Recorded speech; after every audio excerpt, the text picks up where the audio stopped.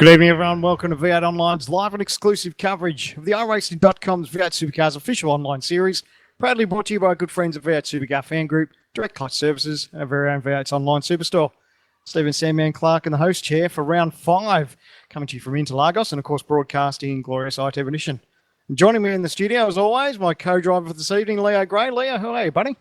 I'm very well, thanks, Sandman. Always good come Monday night. It's race time. Let's get into it. Yeah, looking forward to this. I've missed out on my fix of iRacing through the week, but mate, Interlagos, I actually quite enjoy this racetrack, and I think it's quite well suited for the V8s. I think the same, Sandman. It's a recent addition to iRacing, and it's a track that's got a lot of character to it. Of course, it's hosted numerous Formula One Grand Prix, and used to be a lot longer, but it's a fantastic piece of road. Can't wait to see what this has got tonight. Of course, there's not too many certainties in motorsport these days, but there is one thing for certain in our series this week, is that our winner tonight won't be Josh Muggleton. Yeah, that's going to be an interesting thing to follow because, of course, we all know the streak that Muggleton's been on, 6 wins on the fly, including the first 4 of this season. And, of course, that's going to change tonight because, congratulations, Josh, he's out and got himself married, we understand. So, time for somebody else to step up to the plate. Congratulations and commiserations, whichever way you want to look at it. But I know in all seriousness, Josh, congratulations, mate. And we can't wait to have you back racing again. But one man who'd be breathing a sigh of relief, one less person he has to worry about, is his teammate, of course, Madison Down, because those fellas haven't been a hell of a streak, having the old 1-2 of late. We've seen a lot of good results from Tats.com, but Madison Down is definitely going to want to get his top step back on the podium because it's been a while for Madison, but now's probably as good a chance as ever. And now you even say that.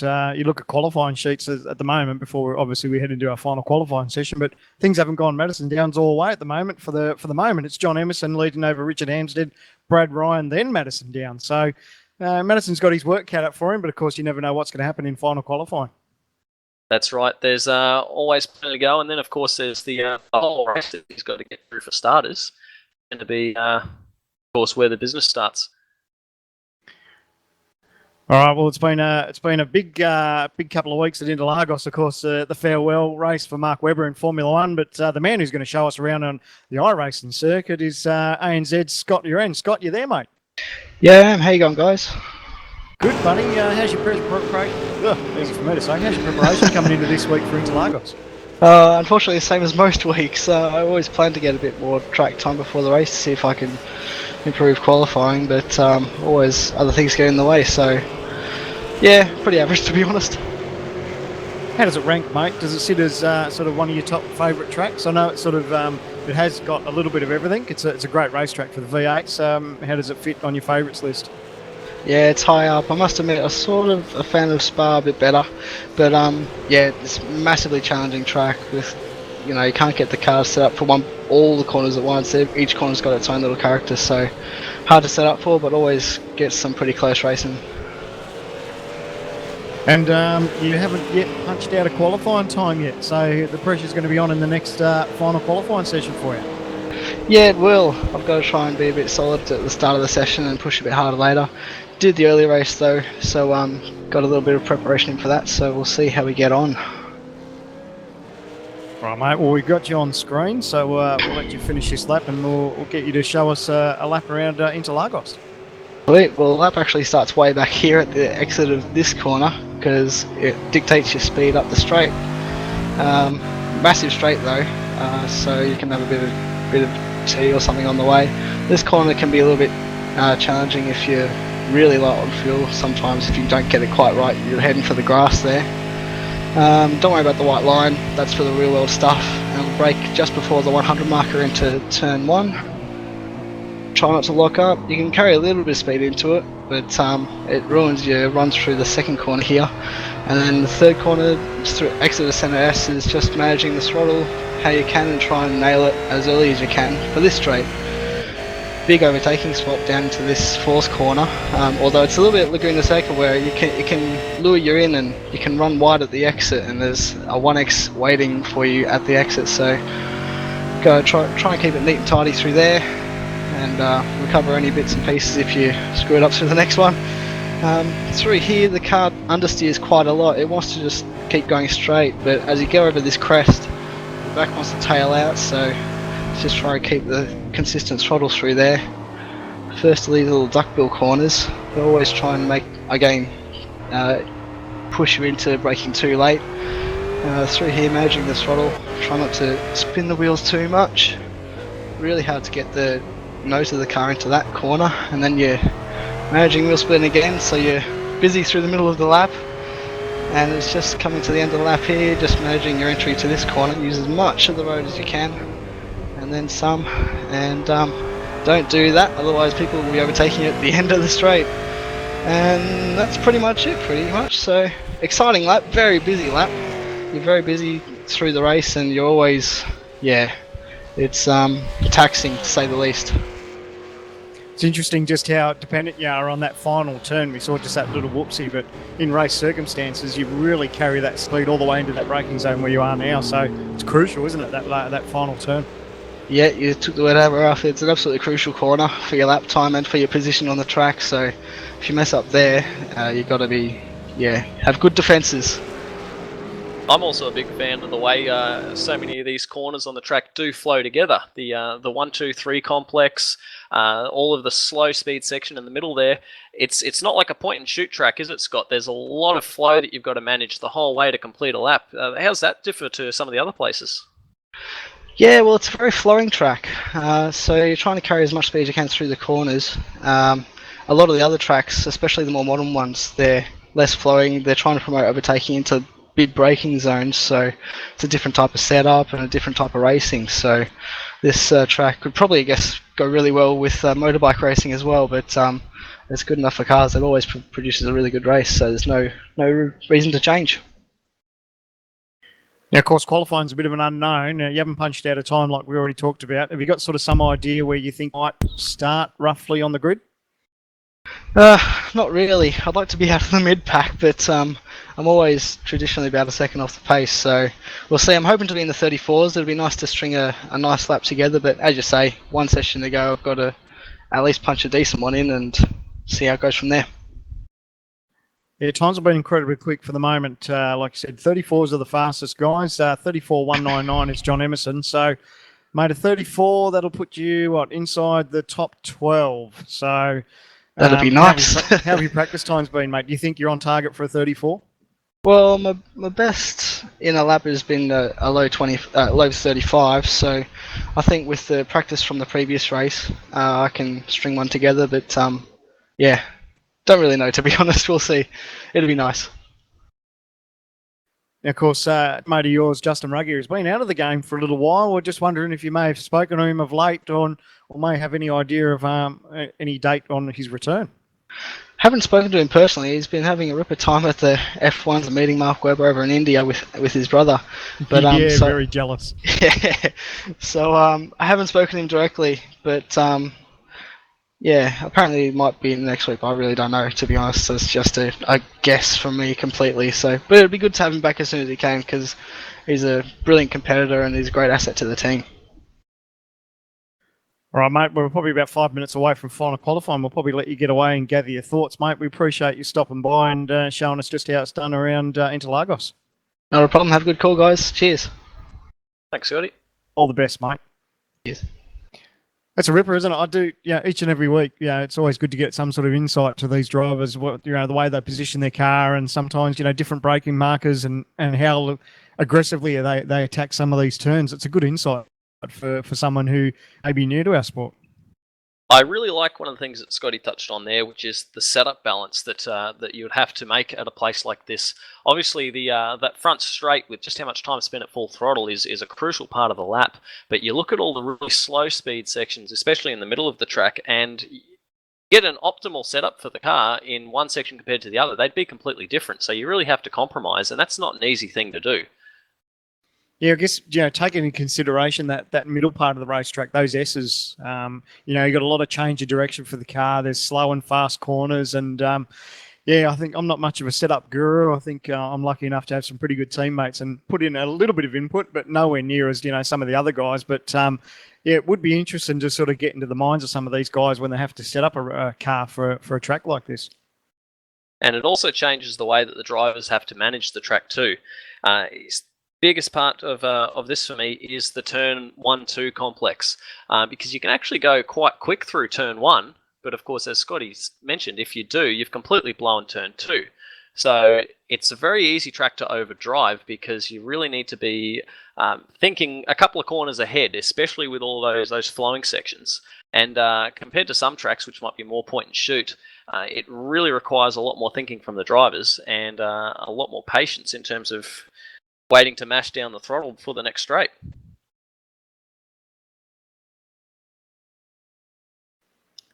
So we've got 35 laps around Interlagos tonight, and I'll tell you what, excitement builds for next week. Of course, we haven't even got this week underway, but next week we head to Bathurst Mount Panorama, and unfortunately I'm going to miss that one due to work, so I'm kicking myself. That's a terrible shame, Sandman. We'll be missing you, especially with the rumour mill that's going to be starting now from Scott, with mention of perhaps Josh and Ruggie are making it back in time for Bathurst. Wouldn't that be something? Not wrong. And of course, after Mount Panorama, we head to Road America, so always a good racetrack there. Then we head to round 8 for Mazda Laguna Seca. Round 9, we head to Brands Hatch. Round 10, we've got Watkins Glen, and we head the Cup Circuit. So that'll be interesting. Something that I think we've gone without the inner loop there, or the bus stop chicane, I should call it, for a little bit of while. So it'd be nice to have that as an inclusion. Then round 11, we head to VIR, and of course we round out round 12 at Circuit Gilles Villeneuve. And I'll tell you, that's one place I really enjoy driving a V8 supercar. That's a great racetrack. Oh, it doesn't matter what you're driving there. It's an awesome piece of road, and also a big change to a lot of the tracks here at iRacing. Of course, now that we've got Bathurst, you can include Mount Panorama as part of this. But to have a street circuit style setup with just that enclosed nature of the walls being right there, it's a real different challenge for our drivers. Oh, you're not wrong, and that's touching on street circuits, Long Beach. Geez, I mean that is it's available for iRaces at the moment. It's not quite complete at the moment, but geez, wouldn't that be great to have that circuit on our schedule sometime as a completed racetrack? Oh, a V8 supercar race around there would be absolutely terrifying, wouldn't it? All the bumps, the walls, it's claustrophobic. It's a tough place to race at. Love to see a race there someday. All right, we'll check out our championship standings. Or if you've got that Leo there, I haven't quite got that in front of me at the moment. Yeah, with 4 rounds down and heading into Interlagos tonight, round 5, Josh Muggleton is currently sitting atop of the points table with 1,156 points to his name. In second is Renz Brookman, who unfortunately didn't have the best of weeks last week at Phillip Island, but he'll be strong as the season progresses. John Emerson, Val Ritchie's, Lee Ellis round out the top 5 for TTL, and then Madison Down sitting in position 6. Then we've got Richard Hampstead, Bo Cubis, Sean Kelly, and Dean O'Brien, your top 10. And rounding out the top 15 is Matthew Hill, Wayne Burke, Ian Ford, Tobias Cerny, and Marlon McMullen. It's interesting thinking about the championship standings. Of course, we touched on the absence of Josh Muggleton, and of course, his amazing streak to the start of this championship. So, according to the points after tonight, he won't be our championship leader. But at the end of the day, when you take out his drop rounds, that's really going to bring him back into the fold, of course, depending on how the rest of his season progresses. That's right. To contend for the championship here, it's going to come down to your best 8 races. There are 4 races that we call a drop round that you've got in the season. And so a driver's worst 4 rounds won't be counted for points. So guys like Josh Muggleton and Madison Down, who are going to miss a couple of races, they'll still be right in the hunt come championship time. And that's, it's a brilliant system they've set up because of that, because it gives everybody the opportunity to fight for a title.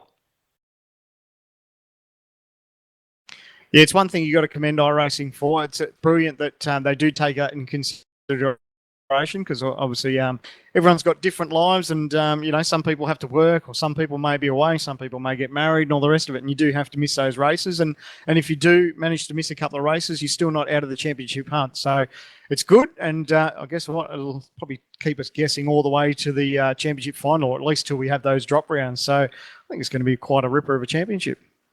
And another reason why they need to do that is just how frequently these guys are racing. When you take the one off week that we have between seasons, there's 48 race weeks in a year. So there's plenty of time on track for our guys, a lot more than what they do in the real world. You're not wrong.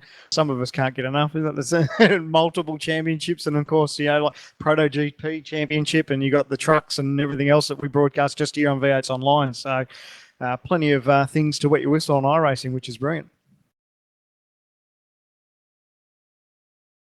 All right, so we're just waiting for final pictures to come through for qualifying, which they should be up very shortly. Yeah, this is going to be an intense little session. Always is a final 20-minute blast. We've seen how tight the times are at the front, and of course, guys like Scott Uren trying to get a time on the board. So things are going to change, but we'll keep you posted as to how that progresses. How's the pressure of Scotty just coming in and say, I'll just leave it till final qualifying? Obviously, he's had a busy week, so he hasn't been able to punch out a qualifier at the moment, but does put a bit of pressure on him if he doesn't quite get, those clean laps together, and traffic plays a big part. So hopefully that doesn't go pear-shaped for him and he can string something together. Yeah, he's cutting a fine line, but at the same time, he knows what he's doing, Scott. I think he'll be right.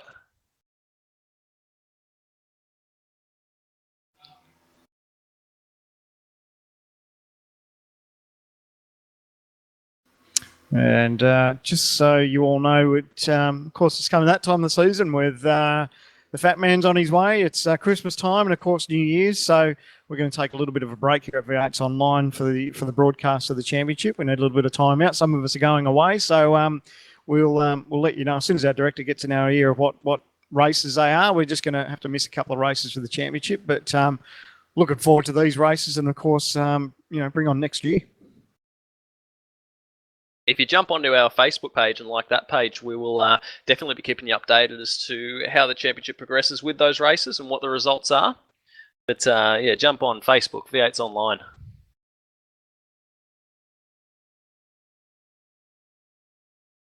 So we're almost there with pictures coming through for final qualifying. It's a 20-minute session, like always, and the man to beat at the moment is John Emerson. He's had a cracker to start to the season. Obviously, not as many wins under his belt as he'd like, but that consistency's really paying off and top of the timesheet so far.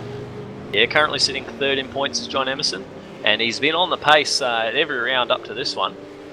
So I think looking good tonight. Let's see if he can carry that through final qualifying and through into the race. We'll quickly run through just the top 10 at this stage for qualifying before this final session. Is John Emerson on pole, Richard Hampstead second, Brad Ryan third, Madison Down fourth, Renz Brookman in fifth. Good run for Dean O'Brien there in sixth place, Var Ritchie's in seventh, John Latham in eighth, Michael Fabian ninth, and Tobias Zerny round out your top 10. So that's probably a good 7/10 of a second covering the top 10. So probably a little bit spread out more than what we're used to, but nevertheless, you're pretty much looking for a 134 to get in sort of the top 10. That tells us that there's probably still a bit of time to be gained from a lot of the drivers out there. And also the length of this straight, we could see a bit of drafting come into play. So the man on screen, the Tats.com Falcon, Madison Down, comes into turn one. And like I said, he finds himself in P4. A little bit of pressure now that his teammate's not going to be here to harass him. But, big moment there, and they change of direction, and we all bought that lap quickly. But P4's not too bad, but he's definitely got some fast guys around him to keep him honest for tonight. Going to be a long race tonight, though. So there's a lot that can happen in 35 laps around Interlagos. So you just need to be up the front and keep yourself out of trouble.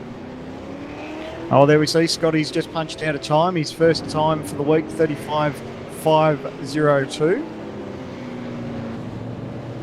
Not a bad start. Of course, Scotty did mention he was aiming for a 34, so got about half a second to gain. We'll be keeping track of that all broadcast. Yeah, that won't get him inside the top 25 yet as we look at Matthew Hill on screen.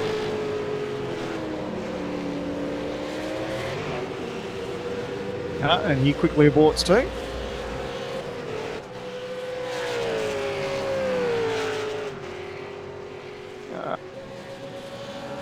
There we go. We're looking at Wayne Seaburke now in the Osram Falcon as he comes across the start-finish line.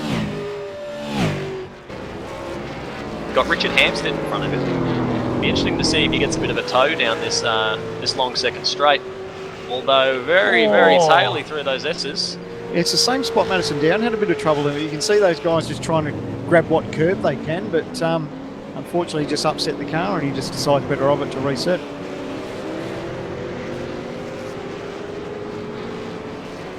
Here's the man who was in front of Wayne Burke at the time. This is Richard Hampstead, who's currently sitting P2 on the timesheet. He's got to be happy with that. Yeah, he's got to find maybe 0.3 of a second or something. So there's really nothing in it. What is it? 34.199 to a 34.223. So literally nothing in it for Hammer to grab pole. But so far so good. Oh, he's just got a bit of traffic that's got out of the way. That was good. Yeah, don't think that would have affected him too much at this section of track, this sequence of hairpins. But here's where we get to the critical part, where you've got that final corner before the long run onto the straight. And check out how much of the curve they use here, right off and outside the painted line, just to get a wide turn in onto this straight. Shows you how critical the run is. Yeah, and don't let that fool you too. That's not an off track for these guys, which is something that I thought when this track was first released. But it's quite legal to go out and use that part of the racetrack, and that really helps with that entry into that final turn. So first lap of the session for Hampstead was a 34.482. Close, but not quite. The man who's had plenty of pace of late, Brad Ryan on screen, not too bad at the moment, P3, and see what, these boys have definitely got themselves sorted, top 3 in spots so far, and I think their pace for this season has been quite impressive. I think they've been fairly happy with it too. We've seen Brad punch out some very strong qualifying times throughout the season. Of course, the one that standed out most to me was at Okayama, where he put out a fantastic qualifying time and then didn't actually make the race. But he seems to have gotten that problem sorted, and currently sitting nice and high up on the timesheets. Currently P3 on a 34.4. Look at that power down. You can see how desperate the guys are. You just really want to get back to the throttle, but they know that any earlier they're going to lose that traction on the rear end, and it's just cost them. So looks like he's done a pretty good job. Wasn't too bad. We'll see what the time is as he heads towards the start-finish line. He crosses the line with a 1:34.975, so still well off his pace, but nevertheless he'll have another crack. Only 8 minutes gone in this 20-minute session.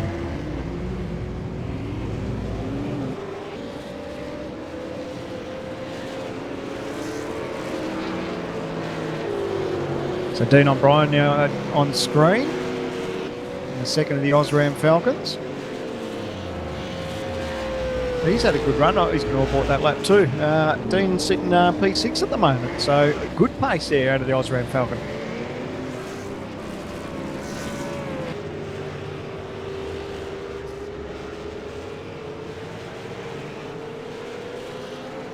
Number of guys on outlaps here at the moment too.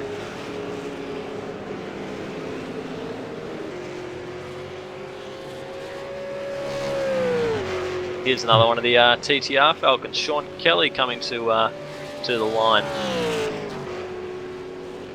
Going to be beginning a lap. She's actually trying to.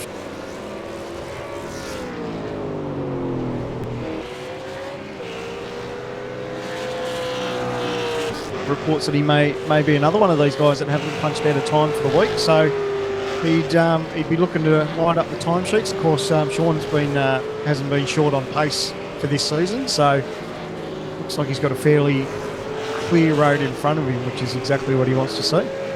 I'd say it's just their way of making final qualifying just that little bit more exciting. Yeah, turn it on for us. That's exactly what we want. Looked like maybe he didn't quite get the nose pointed in that turn, but the rest of the lap so far looks all right. So easy to do, as Scott mentioned. It's a corner that just sucks you in. A little bit sideways there on entry, it seemed. And aborts the lap. Yeah, not quite comfortable with that at the moment. So, but smart move. Better off just to go back, reset. We're halfway gone in this session, so 10 minutes down, 10 minutes to go.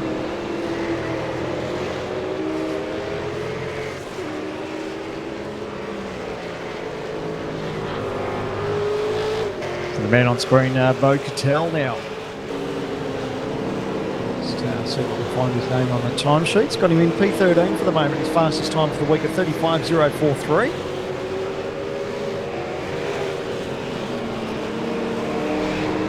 Currently the last man in the 35. I'm sure Bo would love to change that tonight. Only got 10 minutes to do it though.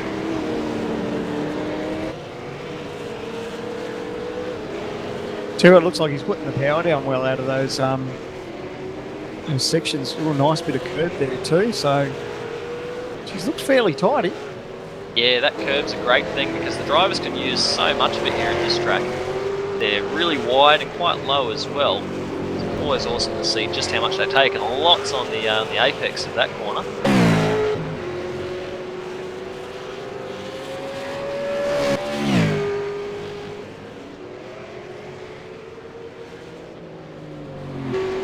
Looks like that's going to be the end. Looks like Bo probably lost maybe a little bit of time just coming into that final turn, and we spoke about how important it is just to carry that speed all the way down the front straight, and Bo just thought better of it to reset.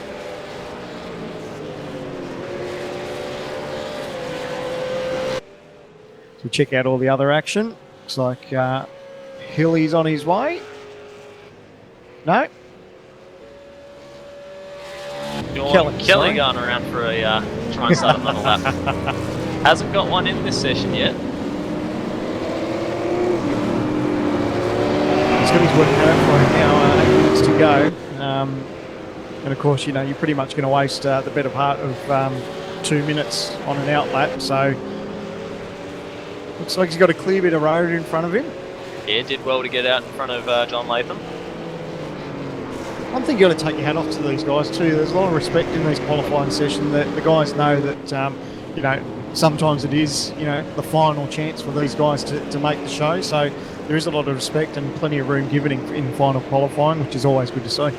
Yeah, well, a session like this is all business, so everybody knows that they're out for one purpose, and there's no point in getting in someone else's way. The only thing you'll do from that is not make friends. So and that's right. not what you want when you've got a race coming up. I think the important thing for Kelly is just to punch out a time. Like I said, he hasn't put out a time so far. A 35.4 or better will get him in the top 25. So, like we said, he's not short on pace. He's been a good new addition for TTR, and it's always good to have a fresh bit of blood come through to a new team, and you know, different setup ideas. And I know the guys have been trying a few different things and actually used Sean's setup on a couple of occasions this season. So it's been a great new addition to TTR, and let's see what this time will do for him. Jeez, Very he didn't muck nice. about, did he? 34.8. That puts him straight into Going to be B10. position 10. Oh, that's exactly what he needed. Put out a banker, and now he's got 6.5 minutes to go to see if he can better it.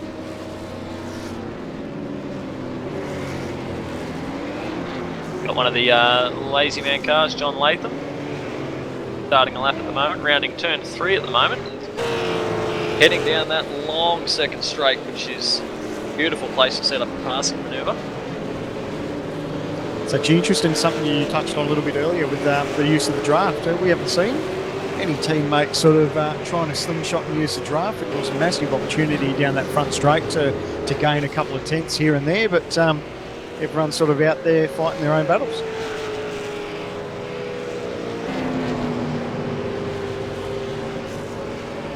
Here reports that Madison Down still has yet to complete a lap in this session. Of course, he's still got a pretty good time to fall back on. Said he's P4 at the moment with a 34.518, so not a lot of pressure on Down's shoulders, which is good.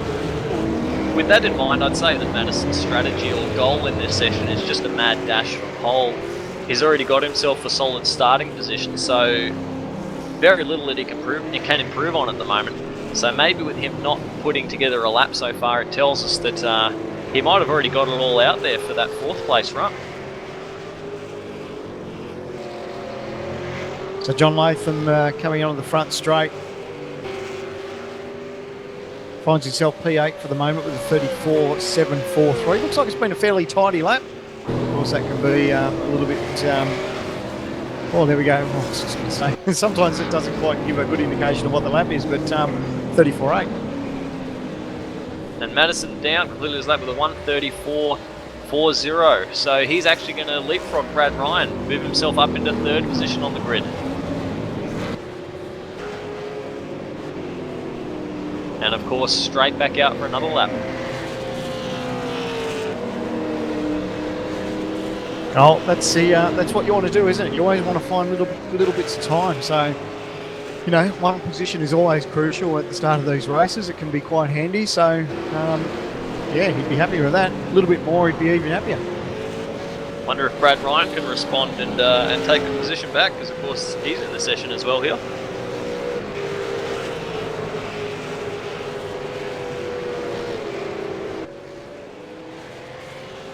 The man on screen, Dean O'Brien in the Osram Falcon, of course, fastest of the teammates at the moment. He's in P6 and his teammate Wayne Burke in P18. So a little bit of a difference there between the two, and what are we talking? It's only about 3 or 4 tenths covering those two guys. So it's a big jump from 18th to almost in the top 5. Oh, looks like he's just going to report that. Let's go check out his teammate, of course, Wayne Burke, we were just talking about. Would love to find just a couple more tenths, but easier said than done sometimes each and every week. As you said though, Sandman, the gap in that mid-pack is so small, so it doesn't take much to improve. At the same time, one little mistake can lose a lot of positions on the grid. Might be a good opportunity just to ride a little bit. We'll do the rest of the lap here with on board the Osram Falcon of Wayne Burke.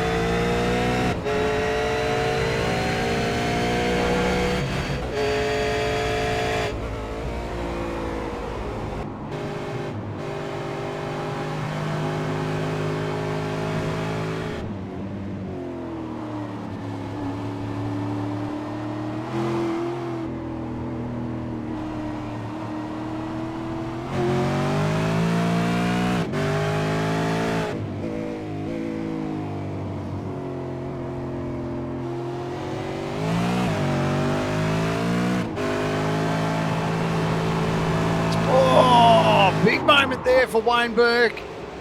Oh, and just touches the barrier there, but geez, that was a huge moment there on exit.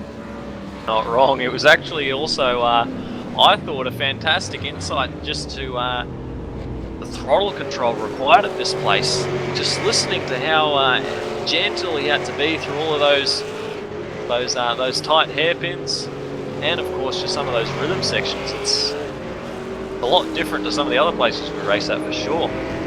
And the middle bit was almost, you know, you think the guys could get out and walk as sometimes faster than what they're doing, but nevertheless, like I said, good insight. So Hammer, he's on the ball now, 34.272, his fastest time for the session. So he's now starting the hot lap. His fastest lap of the week is a 34.223, so he's right on it. And a lap prior, he did a 34.28.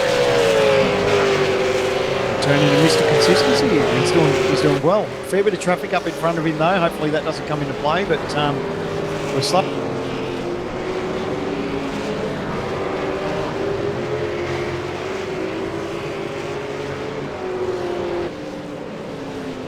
Coming down to the last 60 seconds of this session.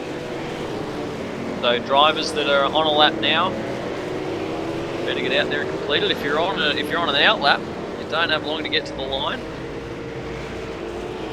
Last chance to make a leap up the timesheets.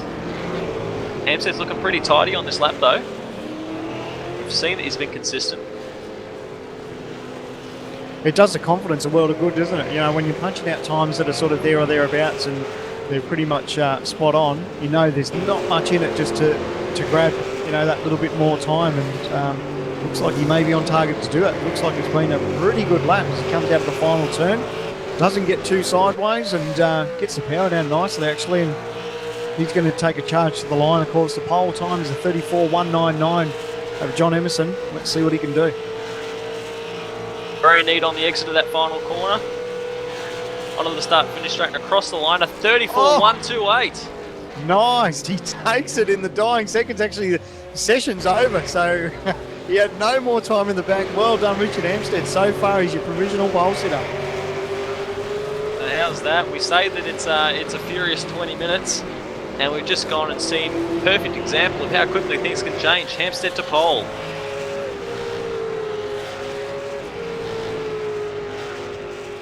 Check out the tats.com Falcon and Madison down. He's quarter of a way into this lap.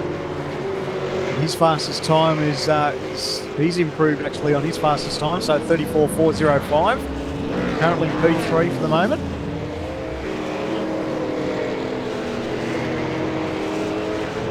This is the last opportunity. If he's got anything left, has to show it now.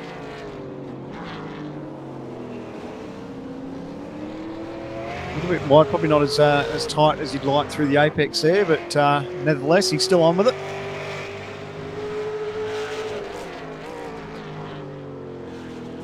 Gets a turn nicely, gets his apex.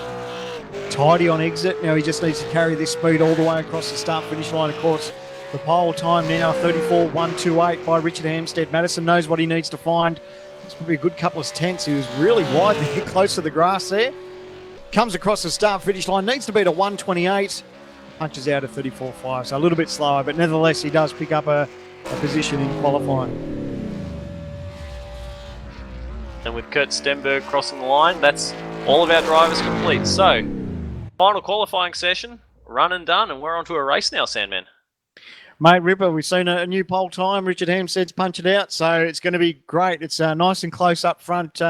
Guys are going to have their work cut out for it. It's going to be a brilliant race. The guys 35 laps around here at Interlagos, and should be an absolute pearl. And we'll go through final qualifying after this short little break. But you've been watching final qualifying here at V8's Online. We'll be back in just a few minutes' time for round 6 of the iRacing V8 Supercar Series Championship.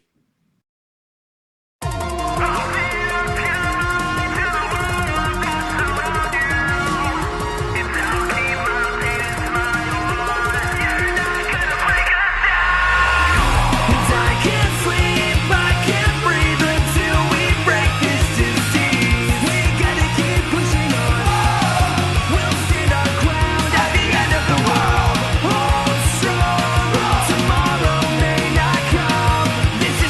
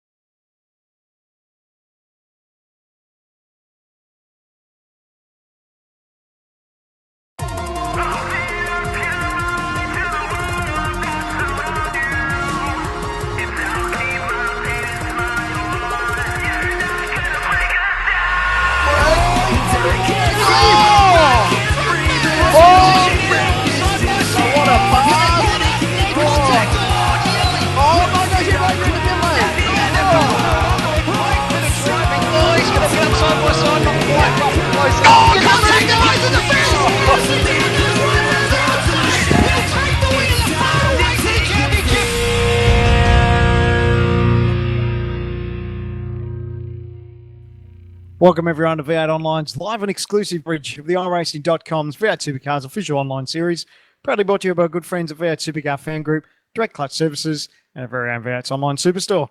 Stephen Sandman Clark in the host chair for round 5 of the iRacing series from Interlagos tonight.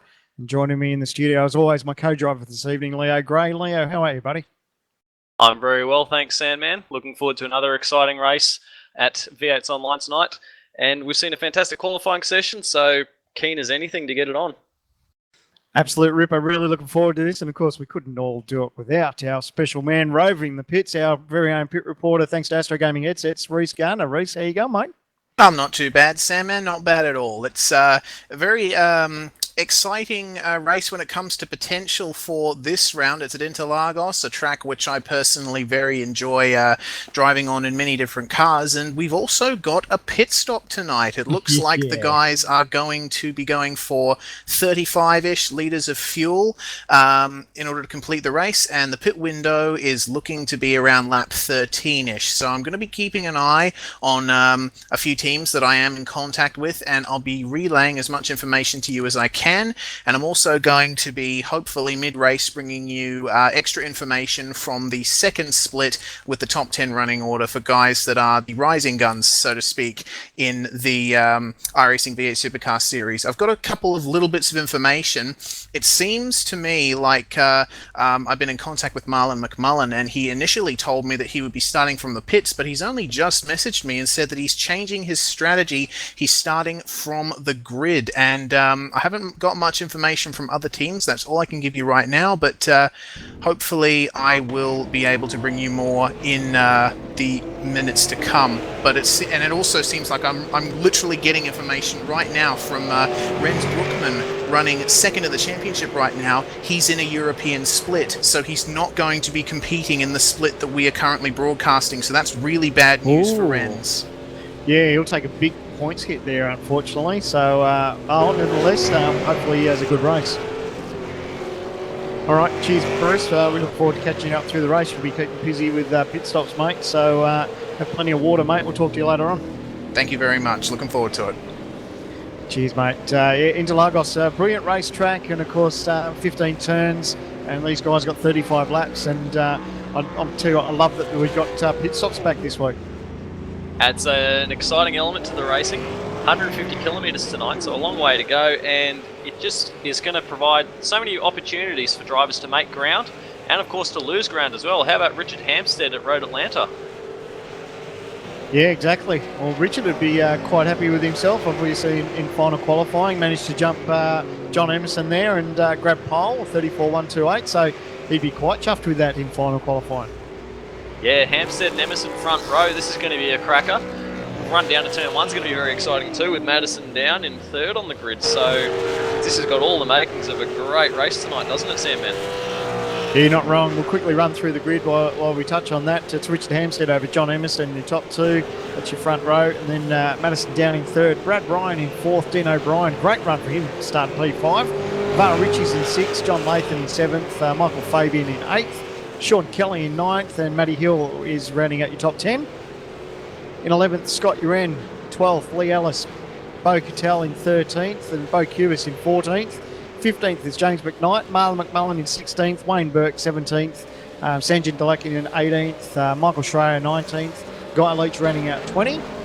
It's Richard Hunter in 21st, Kurt Stenberg in 22nd, and rounding out your 23rd driver is Terry Nightingale Jr., who hasn't posted a time, so you can see he's actually made the grid.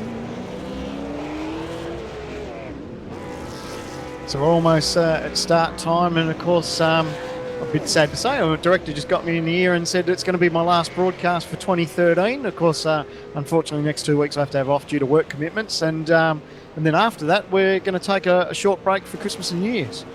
Yeah, you're going to be missing some good ones, Sandman, because of course, this is the one we've all been waiting for, ladies and gentlemen. Next week, we have an official race at Bathurst. So that's going to be a cracker and absolute crushing that you're going to be missing it, Sandman. Oh, I'll tell you what, I am almost considering chucking a sickie, but we'll have to just wait and see on that one. After that, we've got Road America, Laguna Seca and Brands Hatch, which we will be missing due to the Christmas break, but then we'll be back for Watkins Glen, VIR and Montreal. All right, so the cars are on grid. 23 drivers tackling this racetrack. Of course, we've got pit stops to take into play. Who's your money on this week, mate? It's going to be tough. John Emerson has been very, very quick in the lead-up, but that pole time Hampstead pulled out came from nowhere. But of course, with pit stops, we could see guys from further back even getting up to spice things up a bit. You just never know. So the revs rise. The guys are ready to tackle round 5 of the iRacing V8 Supercar Series. It's Richard Hampstead on pole over John Emerson. They're underway. Great start from the top 2. The rest of the field are going to have a tight run into this turn 1. Hampstead's got clear into the first corner. Emerson as well. Look at him, 3-4 wide. Almost contact there between teammates. Brad Ryan had a close call there. Vale Ritchie's right behind Dino Bryan. Great start from Dino Bryan. How on earth did they make it through that? Definitely a hold-your-breath moment. Oh, run down to turn 4, straighten things up a little bit. Vale Ritchie's having a bit of a look on Dino Bryan there. Not really the easiest place to pass though. Top 3 have sailed away with a little bit of a gap, but massive gaggle of cars behind this. Great effort from everyone involved. It was quite a tight turn 1 and 2, and everyone did a great job to get through there incident-free. So everyone breathing a sigh of relief. Of course, we heard reports that Marlon McMullen was thinking about starting from pit lane. So I'm glad, he's probably glad now that he didn't, because it's been quite a clean start to this race. Madison down, putting big pressure on the back of Emerson's good game Falcon. Hampstead seems like he's just skipped away to a little bit of a margin. Yeah, Madison knows he's been racing these things long enough. He knows he can't let these guys get away, because Richard Hampstead, with that clear air, he may start to pull a bit of a margin on John Emerson. Of course, these guys have got pit strategies to think about, but Madison can't afford to let that margin get away too much on him. Yeah, track position is king though. You've got to be in front. Dino Bryan's actually made a bit of a gap on Vale Ritchie's. He's pulled away from those the back. Matty Hill and Sean Kelly as well. Yeah, nice run up the inside. He gets the job done. Sean Kelly, nice bit of work there. Nice clean pass, and that's a position on Matty Hill back there for 8th and 9th. Beautifully done. Looks like he was able to get a nice clean exit out of that corner. Runs a little bit wide onto the back straight, but should still be able to hold onto the position into turn 4. Look at the train of cars heading down to this corner. Oh, back there was what's that? Oh, looks like a bit of a moment here from Sean Kelly. Almost threw all that job away that he'd done, all that work on Matty Hill, that managed to hold position. But Brad Ryan didn't get away to one of the best starts, dropped a few spots, but he'll be kicking himself about that. Someone else has had drama on the opening lap. I've noticed Wayne Burke has dropped all the way down to 23rd position. He had a bit of a drama exiting the final corner and looped it. Lost all those spots. Tell you what, this battle's heating up between 2nd and 3rd place. John Emerson and Madison down. Madison's advantage here, if he can get a nice clean run to the back of Emerson, that draft he'll be able to carry that speed all the way down the front straight. So you can see he's trying to position himself. He's going to get right tucked underneath the rear wing of Emerson. Let's see what he can pull off into turn 1. Oh, Emerson knew he was onto it. He let him make him go around the outside. He figured if you want the spot, you're going to have to go the long way around. They're going to go side by side into turn 1. Plenty of racing room between them. Can Madison down hold on to the inside now? But no, he doesn't. John Emerson, great bit of driving between those two. A lot of respect and really good. It was a nice, clean move. Oh, we're hearing a big incident here for Dino Bryan. He's facing the wrong way. We're trying to bring up a race recall replay. That all happened into turn 1, of course. He was sitting in P4, so absolutely devastating for the Osram Falcon. Looked like it might have been a little bit of contact there between himself and Vale Ritchie's coming into the first turn. That's the second Osram car to have dramas. Not a good start to the race for those boys. Oh, you feel for him too. It was a sensational qualifying effort to be inside the top 5 in the early stages. Unfortunate little bit of contact for Vale Ritchie's, and that puts him back to dead last. Well, this fight further back in the field with Sean Kelly and Matthew Hill is heating up, because now we've got guys like John Latham getting involved. They're all over each other here. Kelly having a big look on Latham. Looks like he's able to complete the pass. Hilly going to try and follow through, but on the wrong side of the road. Lee Ellis trying to buy in as well. Yeah, a lot of nose-to-tail action here. You can see it doesn't take much to mix all it up once these guys sort of lose a bit of momentum. It really bunches the field up. So great bit of driving between these guys. It's the end of lap 3 of 35, so still a long way to go in this race.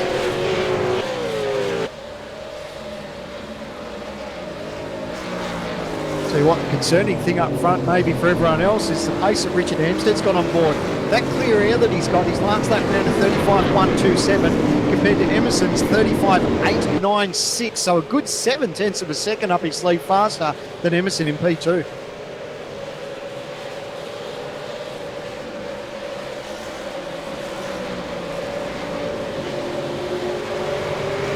And we've got Sean Kelly back in P7. He's all over the back of Vale Ritchie's for 6th. But it's quite a freight train, isn't it? 6th, 7th, 8th, 9th, 10th. Oh, the list goes on and on, all the way back to James McKnight, back to 16th place.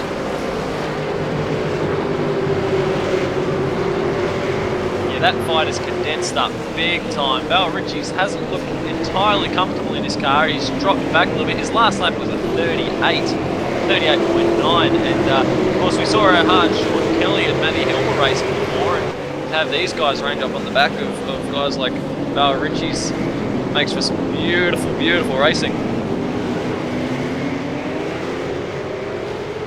This battle on screen, Bo Cubis and Lee Ellis is tightening up a little bit. Looked like Cubis was thinking about a bit of a move there, but Ellis manages to hold on. But that mid-corner pace that Cubis has got is sensational. Yeah, the Volvo car is looking good there. He had a very, very tidy run out of the final turn, whilst Lee Ellis looked like he got a bit of a wiggle on. So we could see a bit of a move into turn 1 if he's got the position. Looks like he's not quite close enough at this stage. Oh, he's thinking about though. He's got the nose there, but doesn't quite get enough there. But it's a tough place to see. You know, when you make a move there, you know you need a little bit of give and take. So we've already seen a couple of different examples of that in the early laps of this race. Hey, someone who is sneaking up a little bit, Michael Fabian putting pressure on the back of Brad Ryan now.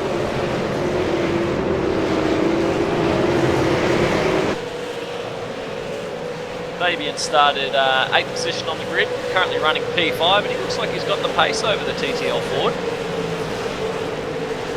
It's always interesting the start of these races. You never quite know how these guys have got their tyre pressure set. Sometimes they'll start them a little bit higher to have that pace at the start, or start them a little bit lower so they've got pace towards the end of the race. So you never quite know how it is, but obviously Brad didn't quite get the greatest of starts, but still holding his own here in P4, but definitely got his hands full back there with Michael Fabian all over the back of him.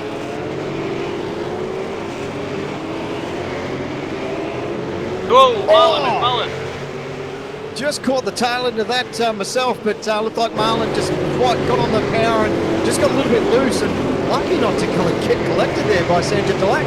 Oh, it was a moment and a half, and Sandra did a fantastic job not to drill the side of that power block car. It was as close as he could.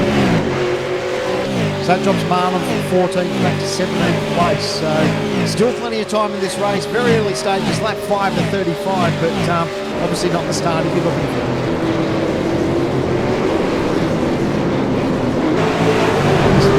Scott Uren, and of course Scott all over the back there at Bo Cubis. Didn't quite get the run he wanted through those turns. It looks like the pace is on Scotty's side. Scott didn't quite manage to get the power down. He will get a bit of a draft coming into this next turn. Let's see what sort of pace he got. Does he think about a move up the inside? He positions the Falcon, gets under brakes, and he'll get the job done side by side through the turn. A little bit of contact there from Scott. He muscles his way past, and then we'll get the chance for that's Bo Cattell to go up and sneak past. So he grabs 2 spots from those 2. Scotty hanging on to the outside though. This is a very, very tough corner to run 2x2 through. Elbows out from Scott Uren. Now it's Bo Cubis and Bo Cattell now side by side. Looks like Cubis will get the run up the inside. Can he hold him off? He just moves over and just holds his line, and nice job there from Cubis, and of course he'll be thinking about that move that Scott Uren just made. A little bit of side by side between those 2, but the race isn't over between these 2. I don't think he would have been impressed, but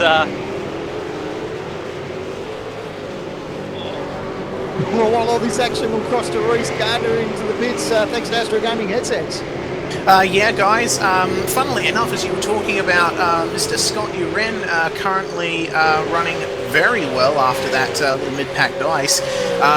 Him and the manager of ANZ, Mr. Clayton Brooks, who sometimes commentates on our broadcasts, they were conversing about tyres, and Scott Uren actually feels really good about his tyres. There's a chance he might be pitting early, and he's focusing on looking after his tyres and hoping that this big mid-pack battle will cause other people to sort of use up their tyres and allow him to gain an advantage. It looks like it's working out well for him so far. Also got a bit of information from Overclockers Australia concerning Michael Fabian in 6th. That mid-pack battle has also given him an advantage. It seems that he's holding onto the back of Brad Ryan currently in 4th place, and we'll see where he goes from there. But that's all I've got from the pits right now. Nice work, Reese. Got your finger on the pulse, mate. We'll look forward to catch up with a little bit later in the race. But plenty of action happening on track. And this action here, Brad Ryan and Michael Fabian definitely heating up. And it looks like they're actually dragging Val Ritchie's and Sean Kelly along with them. That team looks a little bit closer than they were just the last time by. It doesn't take much to pull everyone back in when you see two guys sort of fighting a little bit and not quite hitting their marks, maybe over racing each other. It doesn't take much for the rest of the guys to sort of pull in, and that's exactly what Var Ritchie's and Sean Kelly are trying to do to grab onto the back of the end of this battle. Sean Kelly looking an awful racy at the moment. He's using all of the road and then some, so he's looking pretty good at the back of Val Ritchie's right now. Of course, while that's happening, we'll quickly touch on our leaders. It's Richard Hampstead. He's got a nice little margin there over John Emerson, and of course a little bit further back. These guys really starting to spread out. Madison Down back in 3rd. So let's see, Down's last lap round 36.1, 35.6 for Emerson, and a 35.3 of Hampstead. So Hampstead still plenty of pace on board on that Falcon. Looking like he's got the goods tonight, Richard Hampstead, but as we touched on, still a long, long way to go. Pit stops and everything to come, and last time we did that, he didn't have the smoothest of runs in the Road Atlanta. Hopefully he's learned from that mistake, and we won't see that again.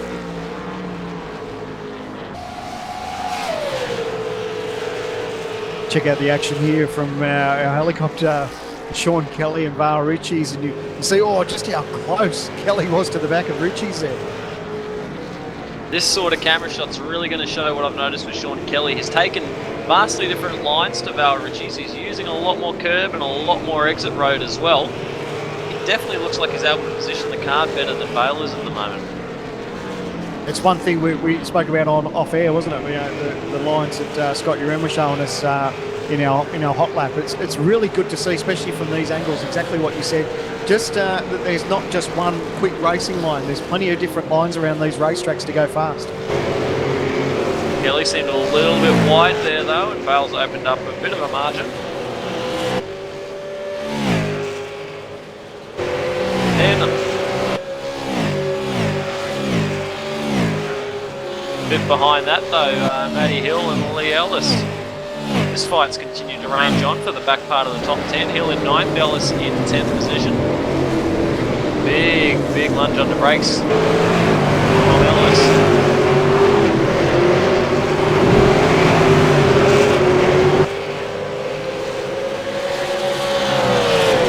This action here, both to tell these guys having a great little battle. We'll see how this all unfolds, but trying to get this run down into the braking zone. Looks like Cattell may have a bit of a run here on Cubis. Oh, we saw what happened last time these guys were contact again! Door handle to door handle stuff! The mirror image of the last sight that we saw with these guys, and once again they hang on, but looks like Cattell just decided to address the position there.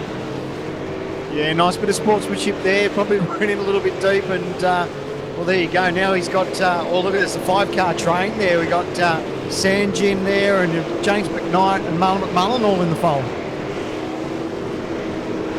Marlon's not quite happy with his car, still having a little bit of a moment there on exit.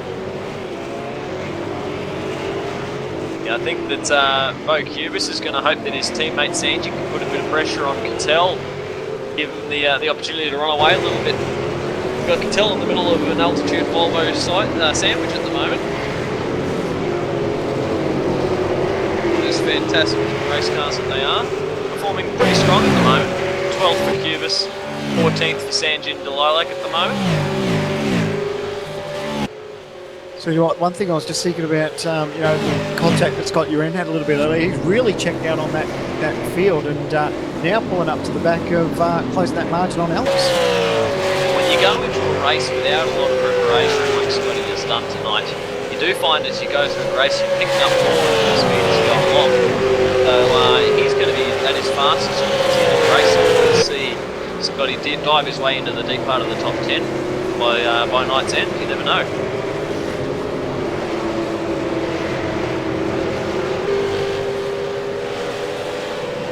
To a nice little bounce back from Wayne Burke after his dramas at the start. He finds himself in 19th position, so obviously you want a night of racing where you don't have your dramas, but at least he's bouncing back.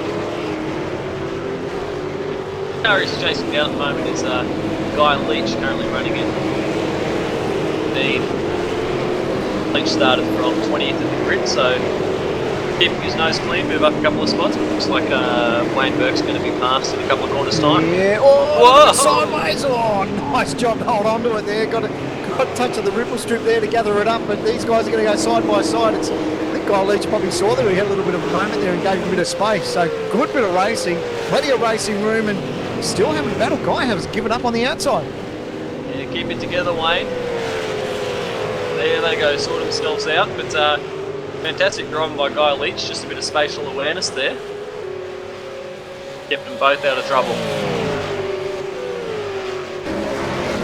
This battle back here, Ellis looks like he may have a bit of a run into the first turn, thinks about it, no, just decides to think better of it, but great pace down that front straight on the back of Matty Hill.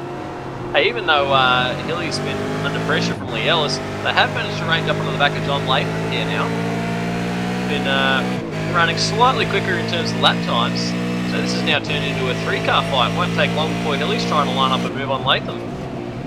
Yeah, Ellis would be loving that because, you know, a little moment between these two and he picks up 2 spots before you know it. So that's what Ellis needs to do, is just keep his head and see how this all unfolds. And, of course, we've got pit stops to start coming into play probably within the next couple of laps with him. Yeah, I've been hearing that we should see pit stop window opening at about lap 13. I was going to take about half a tank of fuel, so it's a pretty wide window.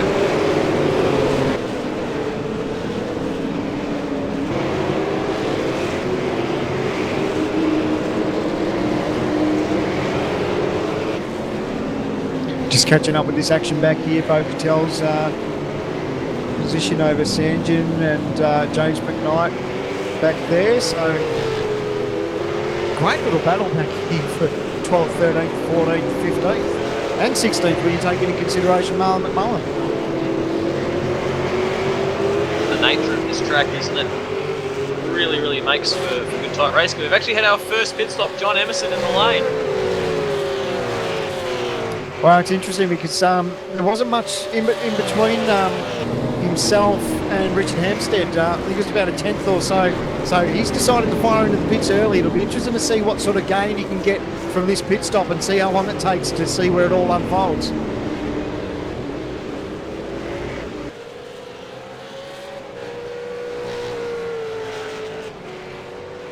Got another of drivers in the back as well. Cubis, Cattell, Delilac and Schreier have pitted. Wayne Burke in the lane as well. So first round of pit stop sees a number of guys into the lane. Oh, while all that's happening, we'll cross to our man in the pits, Reece Gardner, thanks to Astro Gaming Headsets. Yeah, guys, I've got a little bit more information on Scott Uren. It seems as though he's catching up to the guys in front of him, Lee Ellis, Matty Hill, and John Latham. Hearing his conversation between himself and Brooksy, if Scott can keep doing 1 minute 36 lap times, he might pit later. So that's a bit up in the air. But I'd say I'd tip Scott Uren as a bit of a charger in this race. It looks like he'll be challenging for at least a mid-top 10 position if things work out well on his end of the deal. Not about bounce back considering he only qualified not long ago, so thanks mate, look forward to catching up. Looks like our race leader Richard Hampstead's fired into pit lane as well. Yeah, with Emerson pitting, Hampstead would have had to have responded. Madison down in the lane too. Oh, it looks like everyone's here. Brad Ryan's in as well. Val Ritchie, Sean Kelly's fired in. Looks like Latham, Matty Hill, Lee Ellis, they're all taking the chance to make their pit stop now. It'll be good to follow whereabouts everybody comes out of the pits, because we've got Emerson coming around on the front straight now, just passing pit entry. Tell you what, interesting to see these boys firing the pit lane, because it looked awfully quick for some of those guys. Be interesting to see if any of these guys have a drive-through penalty, but unbelievable pace coming in. That's an awesome shot, isn't it? Of course, the pit entry is just in the middle of the front straight there. So Emerson didn't quite get the job on Hammer. Hammer's come out on front, but of course the pace that Emerson's got, he'll carry a little bit of that down the long straightaway, but they'll still hold position. So it's your effective race leader after all the pit stop still yet to unfold. It will be Richard Hampstead over John Emerson, and looks like Madison Down just lost a little bit of margin back to those guys and finds himself in a bit of traffic. Yeah, he's got a couple of guys in front of him that he's going to have to get around. It looks like Richard Hunter and Guy Leach. And John Latham, long pit stop there. I think that he actually got a black flag in the pits, perhaps for speeding.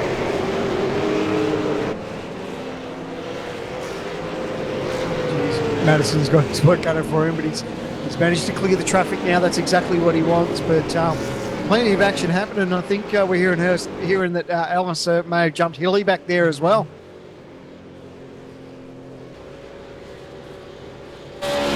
What's happened to Matthew Hill? I've lost him from my timing screen.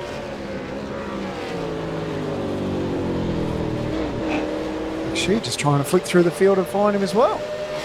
He's just dropped. I think he may have had an internet problem because he's just plain disappeared.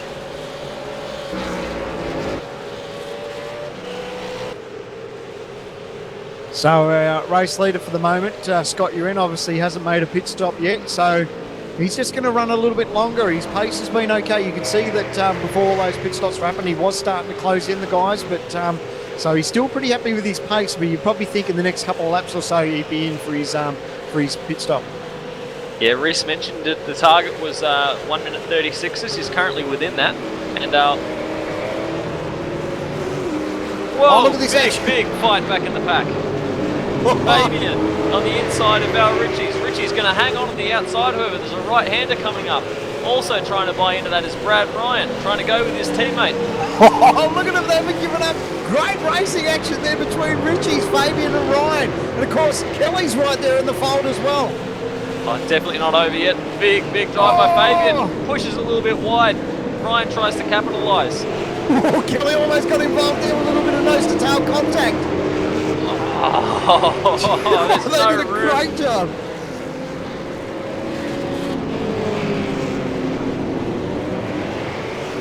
Wonder how poor Kurt Stenberg's feeling after coming out of the pits and just landing in the middle of that.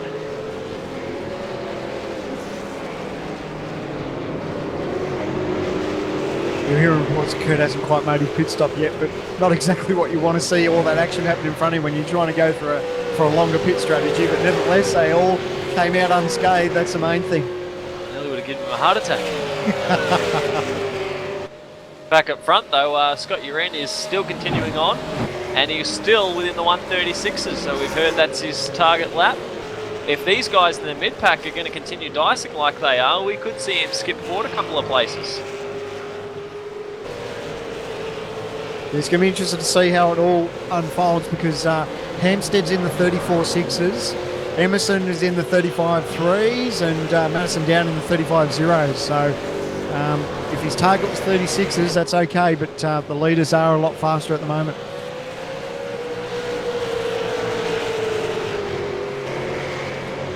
It's the guys that he was fighting with on the track though that we've got to monitor. Because of course, Uren was coming up onto the back of this Val Ritchie, Sean Kelly and Matthew Hill battle when Hilly was still with us in the race. So if these guys continue on, looks like Vale has managed to clear Fabian a little bit, but he's Brad Ryan and Sean Kelly, I think that's going to continue on. If they hold each other up, I think Scott Uren could be in with a bit of a shot here. Just trying to see if he stays out for the moment. Looks like he's making his charge. No, still going to go another lap. So it's Scott Uren over Marlon McMullen. He's going to stay out for another lap. Those guys still haven't made their pit stop, but not far behind Marlon McMullen is your effective race leader, Richard Hampstead. Last time round 35.0, and chasing him down, John Emerson, 35.457.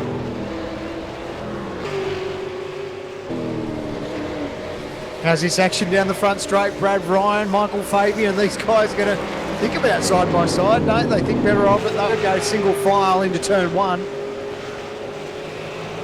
How's Sean Kelly though? Look at his chops. Brad Ryan is looking very, very racy on the back of Fabian there, and Fabian looking very defensive too. So Kelly's going to try and line a shot up and see if he can take 2 in 1 move. Ryan just having a bit of a weave on the straight there, trying to deter anything from Kelly, who's getting right up onto the back of that TTL Ford. He's got good meat corner pace, hasn't he, Kelly? You can see just the attitude of the car that between him and Brad Ryan, he really closed that margin mid-corner. So he's got pace, but can't quite get position on him at the moment to make the move on Brad Ryan.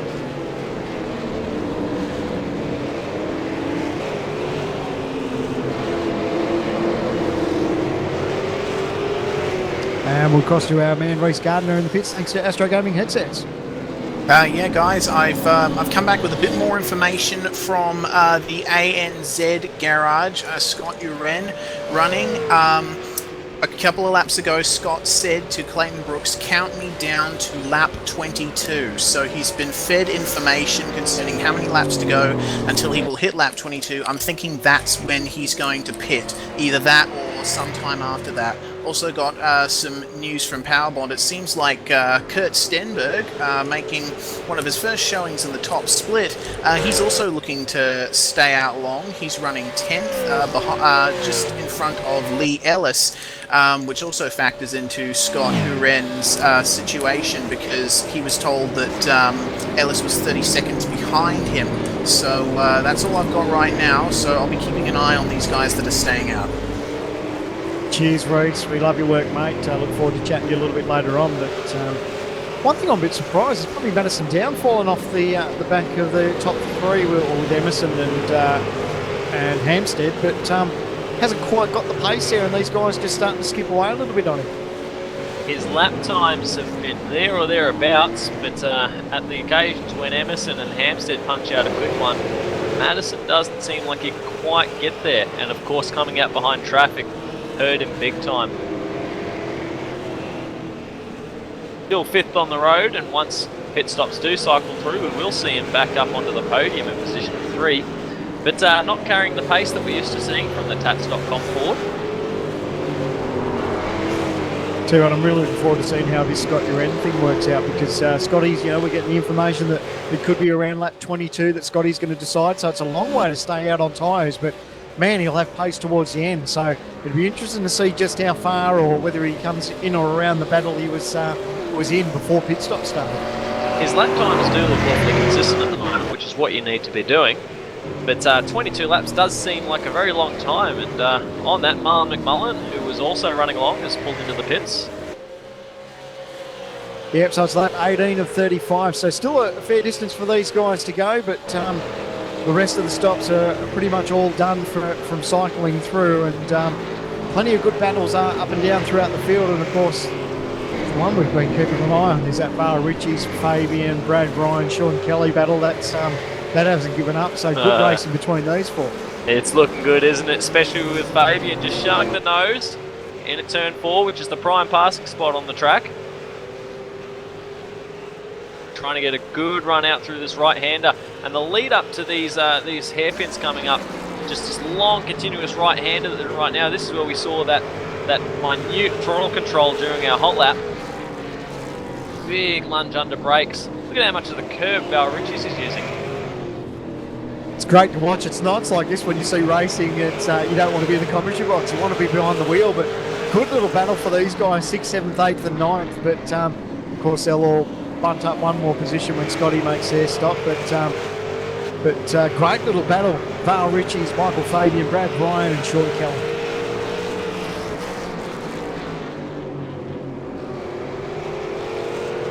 Well, I'll tell you what, Sean's got a good chance here if he can get it. It looks like Brad Ryan didn't get the best of exits. Got a little bit taily on exit there. and Kelly may be able to snaffle him before turn 1. Yeah, this is as good a chance as any that Kelly's got, but I don't think Ryan's going to make it easy for him. Actually, Ryan did a good job there. Oh no, it looks like he's going to go. Kelly's going to look up the inside of Brad Ryan. Brad will try and hold position, but these guys will go side by side into turn 1 now. Brad Ryan's got the position. He's on the inside, so Kelly needs to hold on. Oh, nearly job done there, but not quite. So Kelly has to sit back behind Brad Ryan, but a good little battle between those two. Fantastic drive by both of them. Did you see the back of Kelly's car squirming under brakes? He was right on the limit of adhesion. And he comes right back on the back of Brad Ryan there into that braking zone. Just awesome the way these two guys are going at it, lap after lap. Of course, one thing to take into consideration, we've got to learn out a little bit, ex-teammates. So the gloves are off now, they've gone their separate ways, and they're having a great little battle back here. We'll get a chance, we'll cross to Reece Gardner thanks to Astro Gaming headsets. Yeah, guys, I've got 2 bits of news. I messaged our director with one, but I've just received a second one. First one is about Marlon McMullen from Powerbond. Apparently, he's got steering damage now because when he took his pit stop, he came into his box at an angle, and when he exited, he hit the pit wall. So he's got steering damage or something wrong with the rear of the car. So that's sort of had an impact on Marlon's chances a little bit. But I've also got a little bit of info from Overclockers. Matt Burgess said that Sean is doing Overclockers a favour. Lovely. Fabs will sign a shirt for him or something after the race. Great work, Reece. Keep you to the ground, mate. We look forward to hearing more goss. Definitely.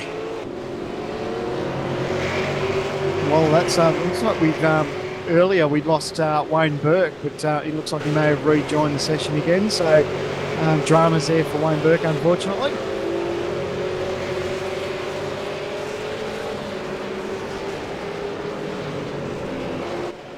Now looking through the gains and losses, how everyone's progressed through the field from their starting spots.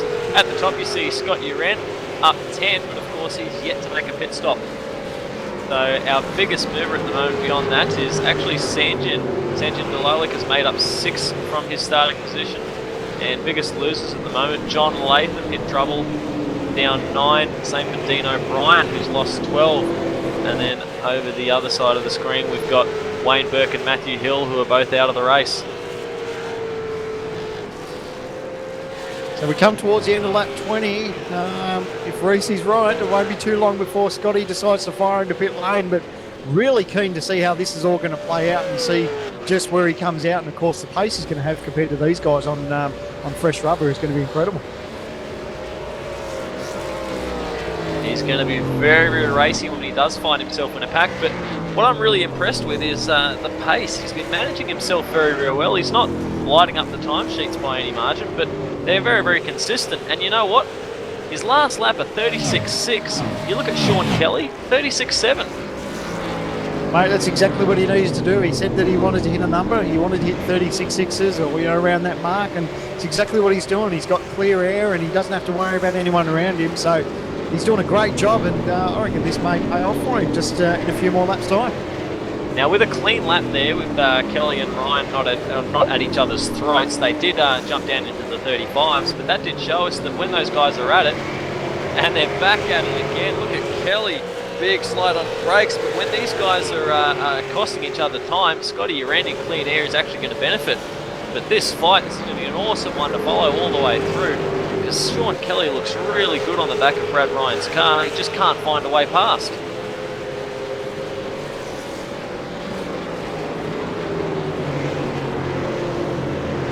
A little bit further back, Lee Ellis has sort of got a bit of a train there for 9th, Bo Cubis 10th, Bo Cattell 11th, and Sanjin in 12th. So this battle really not over between Ellis, Cubis and Cattell. Yeah, it looks like 2 4-car fights really. We've got a lot of teammates and all that. Battle of the Bows happening too.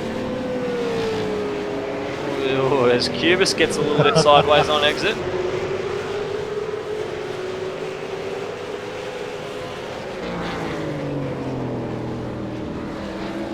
Well, while this is all happening, of course, we're waiting for Scotty to make his pit stop. He's effectively our race leader, but he'll relinquish the lead, and that'll be to Richard Hampstead, who's doing a great job. He's got himself probably a 3-second margin over John Emerson in second, and then of course Madison Down back there in third, who's probably a further 3.5 seconds back from Emerson. So the top three quite spread out, and I don't know if these guys are going to have much for Hampstead the way this is all playing out. Yeah, it doesn't look like anyone's really going to be able to worry Hampstead at the moment. He's just got to keep his head down and drive a clean race, so doing everything right at this stage. But the same can be said for Emerson and Madison Down as well. Got to be happy with a podium position anytime you can get that. But the positions that are still undecided is pretty well everywhere from fourth on down. They're not going to be settled until we take the checkered flag, it seems. And of course that all may change in just a few moments' time. Scott Uren, we're on the end of lap 22, and we got word that he was going to sort of pit around this time, so it'll be interesting to see if he fires off into pit lane, and of course where that comes, where that brings him out into sort of what sort of battle. He's going to have a shorter stop. He won't have to take as much fuel, so we'll see what happens. But he's going to come to the start-finish line, heads towards pit lane. Of course, it's a bit. This is it. I was going to say sometimes it can be a bit misleading because those guys take a natural line towards that pit entry, but he's in now and really going to see how far how this plays out and from what sort of battle he comes into.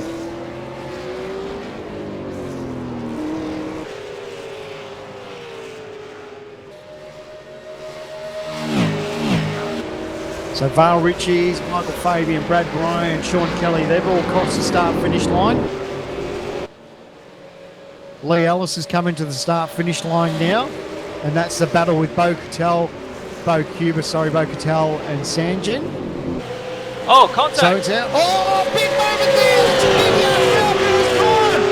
He holds on to it, manages to lose. He lost a little bit of traction there, but didn't get spun all the way around, so a big moment there from Lee Ellis into turn one.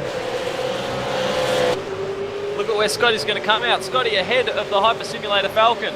You got the Volvo forward in there as well, trying to buy in. Oh, Scotty's going to hold position. Contact again. Ellis around. Ellis is all the way around, and it's big contact there from the back. Looks like Sanjay touched in, and it's a big moment there. Ellis will have to gather it up, and he's going to give away 3 or 4 spots. Oh, let's see if we can get that on a race recall replay, because that was an intense bit of action there. Ellis contact a couple of times with the Volvo cars. I think in the midst of all that, Bo Cubis has actually managed to get himself disqualified. Unbelievable. It was contact at turn one between himself and Bo Cubis, and then of course that carried on as well then a little bit later on when Ellis had contact again, but there was that drag race after the pit stops. You could see that Scott Uren was having a good battle, but then of course the contact between Ellis and Sanjin, and big moment there for Ellis, and that's cost him a lot of places. So that's put Scott Uren in position 9, and I think he was in about P11 before everybody started to pit. And he's got pace at the moment, going to be putting pressure on the back of Bo Cattell in a second, it seems. So this strategy could have paid off. Well, with all the action that's happening, we'll see what's going on down the pits. We'll cross to Reece Gardner thanks to Astro Gaming headsets. Yeah, guys, looking at that incident that just happened then, I was watching intently because, as I said, I would be focusing on Scott Uren, and I was hearing reports from a couple of guys and other crew chiefs that he might have missed the mark pitting as late as he did, but it seems that it's worked out pretty well for him. He had to come out ahead of Lee Ellis, and Lee Ellis was involved in contact just when Scott Uren needed it. He's running 9th right now, so we'll see what happens from there. He's on fresher tyres than almost everyone else in the top 10, so we'll see what happens from there. Thanks, Reece. I don't think it'll be long before he grabs another spot there. Scott's all over the back there of Bo Cattell. And of course, he's got heaps better tyres, so I think it'll only be a few moments before he gets the job done. Also, keep an eye on Michael Fabian, guys. He's a little bit involved in some battles right now. He's got As you say that, hairpin. Whoa. Yeah, he's dropped some ground there. He got passed by Brad Ryan, and then Fabian dropped a wheel off and lost a little bit of ground in a big slide, and Sean Kelly's managed to capitalise as well. So that's dropped Fabian back down into 7th. We'll just bring up a race recall replay. You'll see that he just got the left rear onto the grass. Lucky to hold on to it, because normally sometimes when you get in those slides, sometimes it's game over. So he did a great job to actually bring it right round and keep going.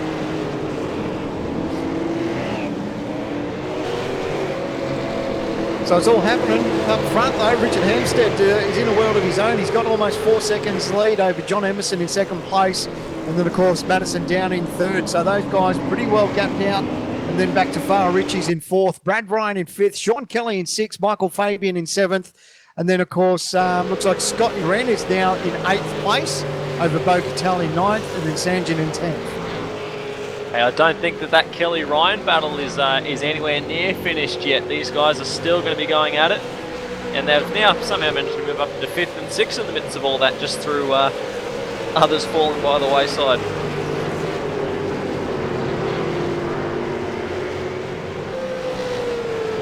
Kelly's car's still looking really good at the moment.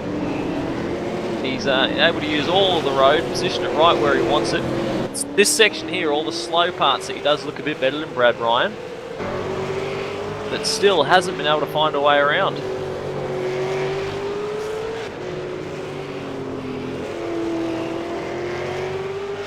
Now that all the pit stops have been cycled through, we'll have a bit of a look and see where the field sits at this point in time.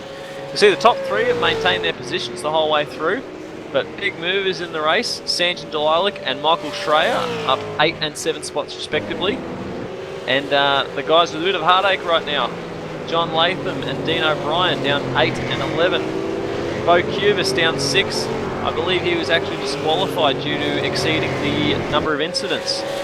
And then Wayne Burke, Matthew Hill and Terry Nightingale Jr. have also all dropped out of the race.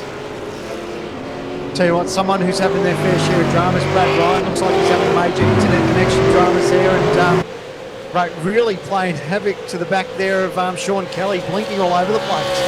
Oh, Kelly's not going to be liking that. The most uncomfortable feeling ever when a car just disappears right in front of your eyes.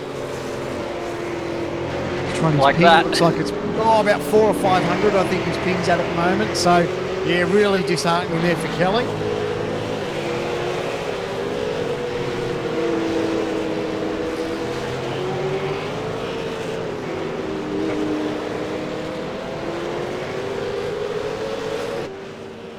So we've got about 10 laps to go, lap 26 to 35, and of course, like we said, it's pretty much a one-man show up front. Richard Hampstead, he hasn't done anything wrong. All from final qualifying. He managed to snag pole off John Emerson in the dying seconds of final qualifying, and hasn't looked back. The pace has been incredible. Seems like TTL have managed to break the Tats.com deadlock, because it's a TTL 1-2 at the moment. Hampstead leading, Emerson in the good game car in second. These guys have done everything right this week. Yeah, and it's been no fluke. These guys have had good pace all season. We've obviously seen that Emerson was on his way to possibly a win at Okayama, and of course things didn't quite go his way. But the whole TTL team has had great pace, and they've really grabbed a stranglehold of this race and doing a great job.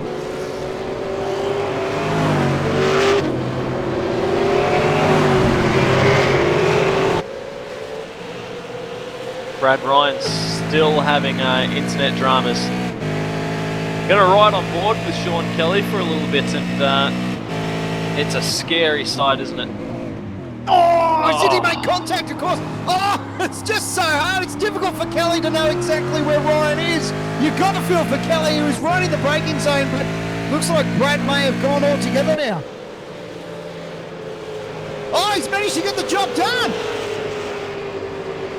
He's having a look though. Not quite sure. We went on board to see how that was all unfolding, but I think Brad Ryan may be moving out of the way. Good sportsmanship. Looks like everyone's really struggling, and I think Brad may call it quits. He's lost a spot to Michael Fabian there, so there's the possibility that he might have incurred some damage amongst all of that we didn't actually see. Yeah, he's actually got a bit of a mark on the back of the car there. So, could be a bit of harm. Well, that doesn't go down in the history books as one of the strangest moves. I have to go eat my shoe, I think, because that was incredible. We were on board with Kelly just to see how he was going to put up with the pass, and then of course Ryan disappeared and managed to get the job done. So Now Kelly's looking forward. He's in P5. He's happy with that.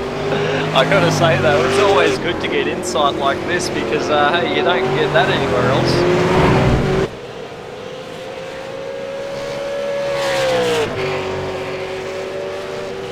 Tell you one man who would have been appreciating that the blinking from Brad Ryan was Michael Fabian, because he's now really starting to close in on Sean Kelly, and it's a little bit faster last time round too. So good pace there from the Overclockers Australia Falcon.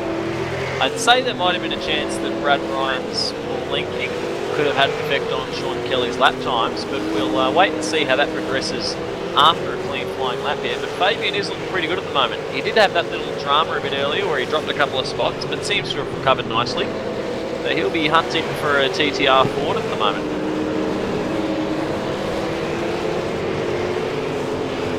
Go back and get some sort of update on Scott Uren, who finds himself in P8. Still a couple of seconds back to Brad Ryan. Of course, we just touched on the dramas that Brad Ryan's been having, so who knows, Scotty may find himself another spot before this race is over.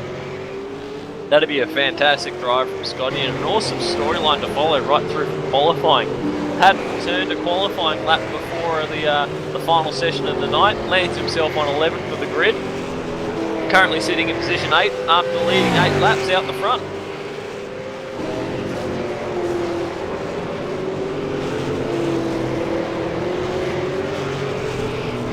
The man who's got his hands full there is Lee Ellis, on the trail all over the back of him.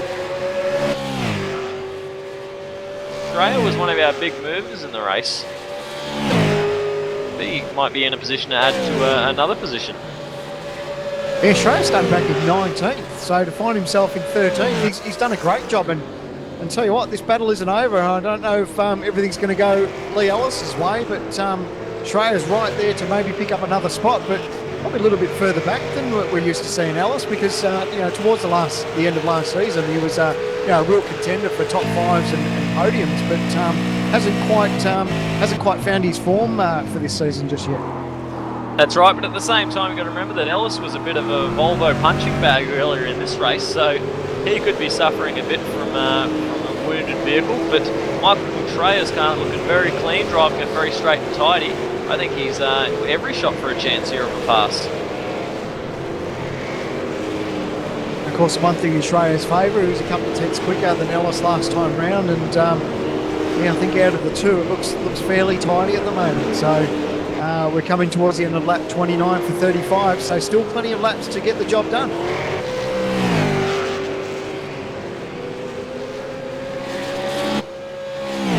Check out Sean Kelly, who's now he's managed to string together a couple of laps, and of course he hasn't got Brad Ryan holding him up, and he's able to open up a bit of a margin over Michael Fabian now. Yeah, I think that would have been due to the blinking of Brad Ryan. Although it seems to have resolved itself now. We've seen him flash a couple of times for greens for a while, which is certainly good for everybody, certainly good for Brad, because it's absolute heartbreak when you drop out of one of these things with such little time to go. Of course, only 6 laps left in the race. We're getting down to the business end of it all. And it's still Hampstead out the front. Yeah, TTL will be fairly happy with themselves. It's from everyone else's point of view, it's been pretty boring seeing the old TTR boys up front with the 1-2s, but TTL's turn now. They've done their homework, and they've had great pace all week, and qualifying showed that. The battle between Hampstead and Emerson was sensational, and of course that's pretty much been that way from the drop of the green flag. The pace that Hampstead has had has been incredible, and these guys have just walked away from down a little bit. Haven't they done it in style? 3 cars in the top 4. Brad Ryan right in the thick of the action as well. It's been a very, very strong showing by the TTL boys.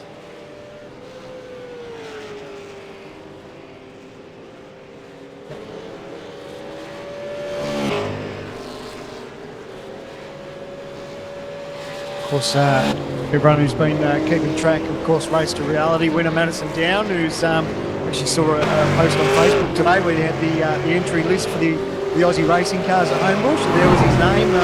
He's got car number 10. He'll be driving a Holden Cruise Aussie racing car, and I know he's awfully excited about it. He said the cars have got so much grip. We were fortunate enough to talk to him, it was last week or the week before, but he's absolutely excited about getting his chance at Homebush, and I think I'm a bit chuffed to see how he's going to actually do. Yeah, that's a fantastic storyline to follow. Anyone who's been involved in sim racing has got to be excited by something like this. And we'll be keeping you posted anytime we get an update. Of course, 4 races over the weekend, coverage. Hopefully you'll be getting some TV time, but that's this weekend, guys. Sydney at Homebush for the V8 Supercar event. Definitely one to follow. Mate, I can't wait. And how good would it be to be sensational? Just a great event, and to be in front of the V8 Supercar crowd at Homebush. He's going to have an absolute ball regardless of the result. And yeah, like you said, we'll keep everyone posted, and we might even try and get some pictures and photos from the event and see if we can put them up on the broadcast for everyone.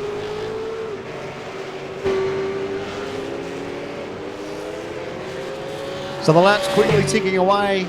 The guys will start lap 32. Richard Hampstead doing it quite easy. 35.8 last time round over his teammate John Emerson. 35.9. I think these guys are just pretty much cruising now.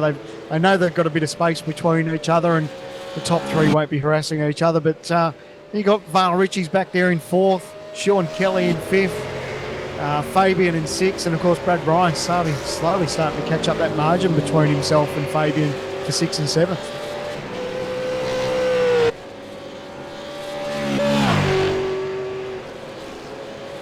Bo Cattell currently sitting in position 9, someone that's been involved in quite a lot of action throughout the race tonight. But to come away with a solid top 10, I think he's got to be happy with that one, especially given that there were some instances there where it looks like he might have been coming away with a broken race car.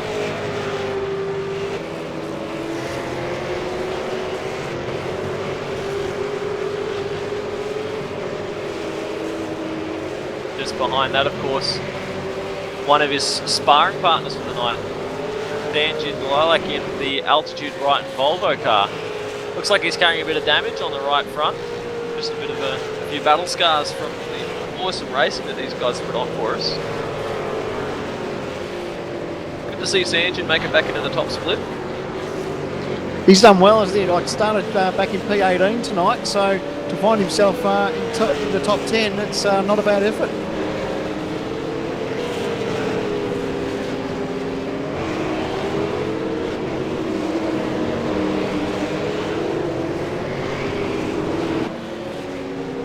This battle hasn't given up between Ellis and Schreier as well. It's like Schreier's still got pace on board, still a 10th or so quicker last time round on Ellis, so it's not over, but his laps are starting to run away with it, so he's got to think about setting him up, and depends on, like Ellis ran a little bit wide there coming into the turn, but Ellis has got a fairly clean run coming up the hill. Schreier's still just keeping it tidy. We haven't seen a lot of the LED Innovations car, but it's a good looking race car, definitely getting its share of TV time tonight. Oh. Check out this battle here, Brad Ryan. His internet's sort of stable a little bit now, and he finds himself just putting the pressure here to Michael Fabian, and probably thinks he can get this position back. But you've got to kick yourself when you give away some positions. Internet dramas are obviously out of our control, but he's doing a good job to try and bounce back and grab one more spot. 3 laps to go, and he was half a second quicker the last time round. Gap now is half a second, but catching's one thing he's got to find a way past. But Brad Ryan, something you can always rely on for a bit of excitement. This is one we've got to follow to the end. Big moment of opposite lock. Come on, Brad, put it on for us. He's not giving up, is he, the old boy?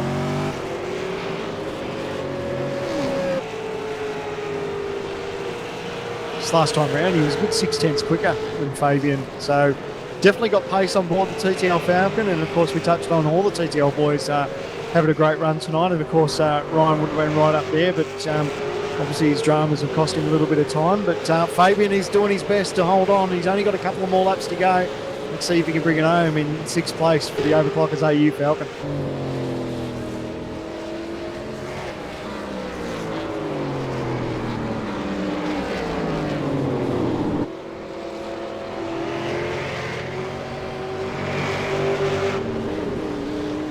Tell you what, one thing that's not to rule out is the pace of Scott Uren. of course, is if Fabian and Ryan start battling out for 6th and 7th, that could really bring Scotty into the fold. But of course, laps, we only got about a lap and a half to go, so you never know. A little bit of contact between those two. Who knows? Scotty may pick up another 2 spots. They've got a pretty good margin at the moment. As long as they keep the nose clean, they should be right. But look at how much road Brad Ryan is using. Yeah, we've already seen a driver disqualified for the use of incidents in a race. So fingers crossed, you don't want to wish any bad luck on these guys, and hopefully they're not too close to the margin. Yeah, keep your nose clean and keep the nose of your car out of the rear of the other, and you should be pretty right. But sometimes it's not as easy as saying it is. Still like the way that TTL Ford of Brad Ryan's is looking on the road. Nice through the corners, even though we've seen some big slides from him. It still looks like he's able to position the car right where he wants it. We go on to the last lap now. The man up front, who probably hasn't as much TV time as he deserves. He's had a great run up out in front, but he's done it all himself. He's got himself 4 seconds over his teammate John Emerson, but he's really done everything right, like we said, from final qualifying to the drop of the green flag, and to this point, he's been untouchable, hasn't he? That's right, to snatch pole position literally on the final lap of qualifying. Blitz the start of the field, well, blitz the field at the start to take the lead from turn 1. And he hasn't put a foot wrong this race. This is what you call a perfect drive, and it doesn't happen very often. Oh, look at this battle here. Brad Ryan's going to get the move done. He's trying to look up the inside of Michael Fabian. He's got the move. He's got the pace. He gets the job done. Nice drive there from Brad Ryan up the inside of Michael Fabian. Massive slide from Fabian on the exit. He's going to have a look back. He's not going to give up that easy.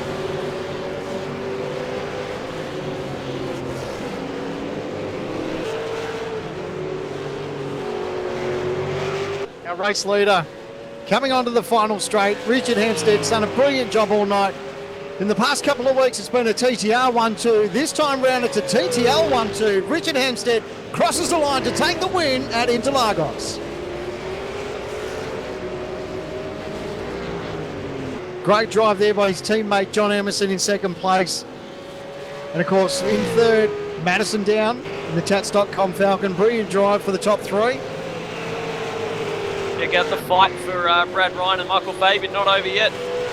Ryan got a bit of a poor run onto the straight. Fabian putting big pressure on him. Can we see a move at the stripe?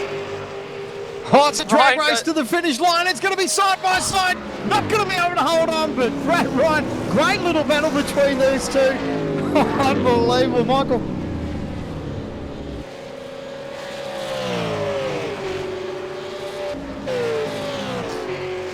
That was about as close as it gets. I want to see the timing on that one. Well, sensational race. I know the top 3 probably was probably a little bit boring for those guys. They gapped out the rest of the field, but plenty of great action from body 4th all the way back through the rest of the field.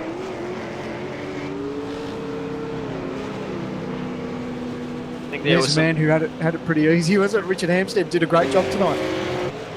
Not wrong. Didn't put a single foot wrong. Everything right. Led 26 laps on his way to victory, and finally breaks the Tats.com stranglehold that they've had over this season so far. Yeah, it's been coming, hasn't it, for the TTL boys? Like we touched on through the broadcast, they've had brilliant pace throughout the season, and really starting to shine. And I tell you what, it bodes well for the rest of the championship when you split up the action between the TTL and the TTR boys. Always encouraging too to see just the number of different drivers that were involved in the mix tonight. It seemed like there were guys coming and going. It seemed like it was very, very close racing from 4th on back. Guys like Val Ritchie's, Brad Ryan, Sean Kelly in the thick of everything, Fabian up there as well. There's a lot happening everywhere you look.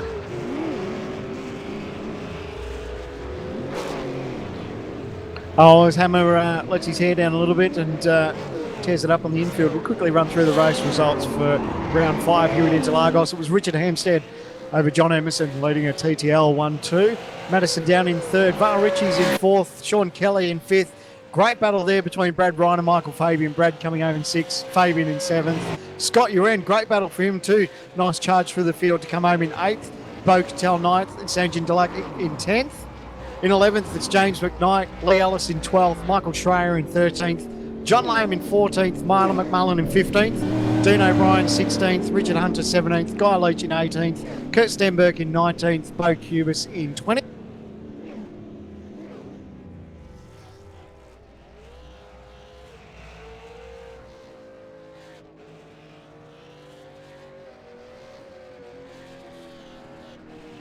Oh, sorry, just a couple of technical issues there. We'll run through the last 3. I think we missed out. We'll go from 20th there, Bo Cubis, Wayne Burke in 21st, Matty Hill in 22nd, and Terry Nightingale Jr. in 23rd. Did you see in the background there, Hampstead bending into the wall doing a burnout?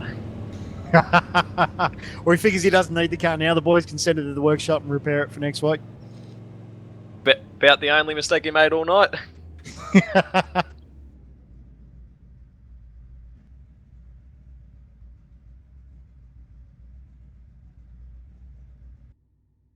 And with us here in the commentary box, race winner Richard Hampstead. Congratulations, Richard.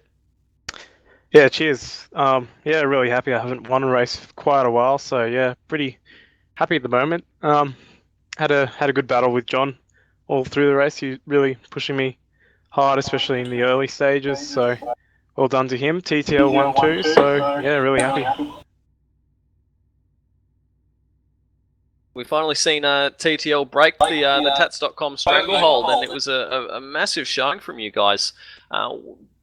Big build-up. What's different this week, guys? Don't know. Maybe it's because Margot's not here. Nah. But it's great that we've finally been able to beat them. They've been winning too long, I think. We put quite a bit of practice in this week, I think, and I'm not sure that the TTR guys got around to much. So. As we said, a strong showing, and you didn't put a foot wrong all race. It's not every day that you get to put together a race like that from flag to flag. Didn't make any mistakes, so congratulations, Richard. Beautiful drive. Yeah, cheers, thanks. And the man in second position, John Emerson, also for TTL in the good game Ford. Fantastic drive again, and congratulations, Richard. Second step on the podium. Yeah. I'll take that as a win, I think. I don't think there's any beating Hammer when he's in that kind of form. I don't think anyone could beat him when he's that quick. So I'll definitely take that as a win for myself, especially for the team. The team won too. That's great. And it feels very good to beat the, was it 8-time champion or 7-time champion? I don't know, he's got too many. But yeah, it feels good. Even if he didn't put any practice in, it's pretty good. You look like you're on the pace all week. Just had pole position snatched from yourself at the final moment there, but second position, very, very strong showing, and that's got to bode well for your championship chances, John. Yeah, it sure does. With Muggo gone, I tell you what, I don't think I'll share my quali set with Hammer again, because I'm pretty sure he did that time with mine and snagged a sneaky draft there at the end of it too. So, yeah, I'll let him have that one. There you go. Hey, this question's probably for both of you guys, Richard as well. Next week we head to Bathurst. TTL, of course, very strong there. Richard came away with the win during the Race of Champions. How keen are you for that, guys? Yeah, really looking forward to it. I think it's going to be pretty intense. I reckon we might get a new record soft. So, yeah, it'll be a great race, I reckon. Yeah, it'll be pretty good. Yeah, I'm just looking forward to doing laps there. I'll have to get them all done by Thursday because got to go watch Madison race his little Aussie racing car on Friday, Saturday, and Sunday. So, yeah, probably won't get the preparation I wanted, but yeah, I'll make do, I guess. Well, congratulations, guys. Fantastic drive. And third step on the podium, Madison down. Anytime you're on a podium, it's got to be a good result, but not really the position we're used to seeing a Tats.com car. How'd you go, Mads?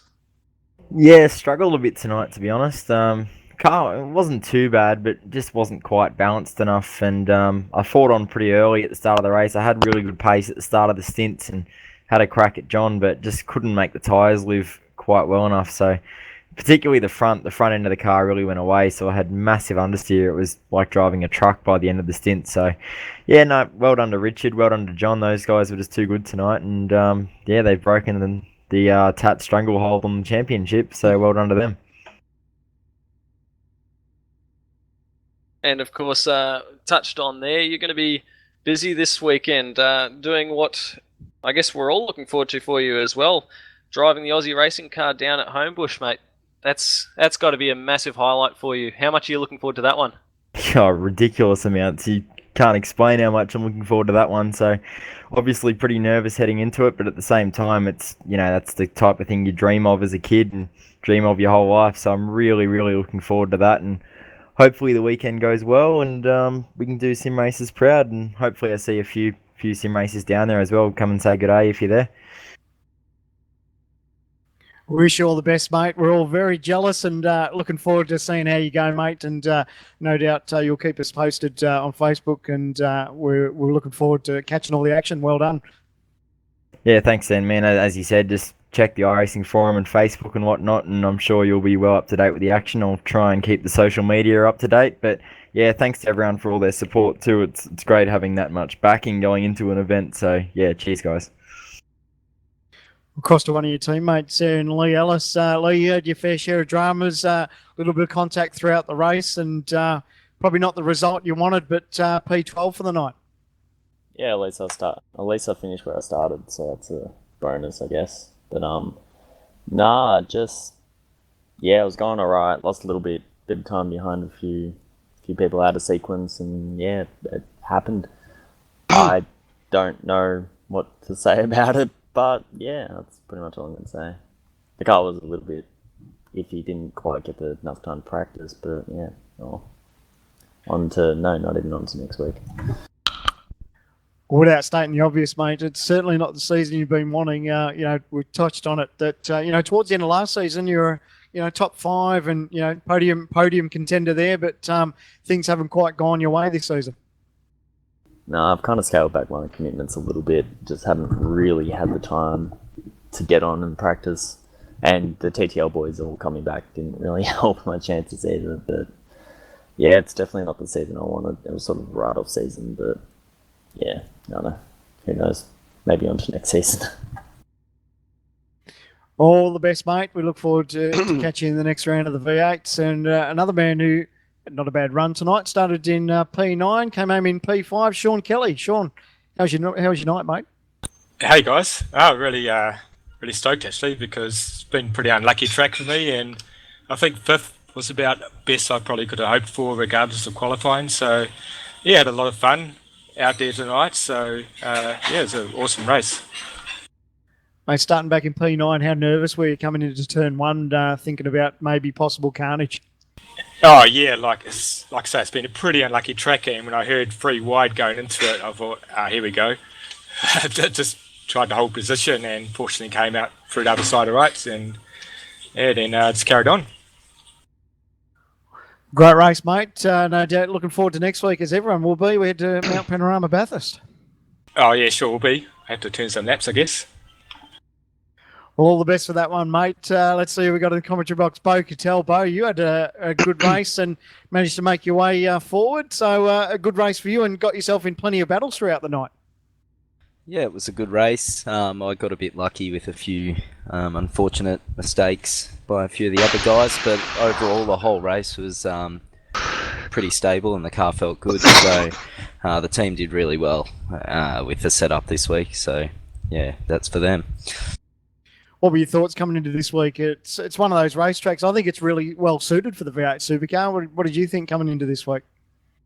Yeah, it's really good. I enjoyed it thoroughly. I really put a heap of hours into it, and I unfortunately couldn't get the quality time I was after, but still had a good result. And roll on Bathurst.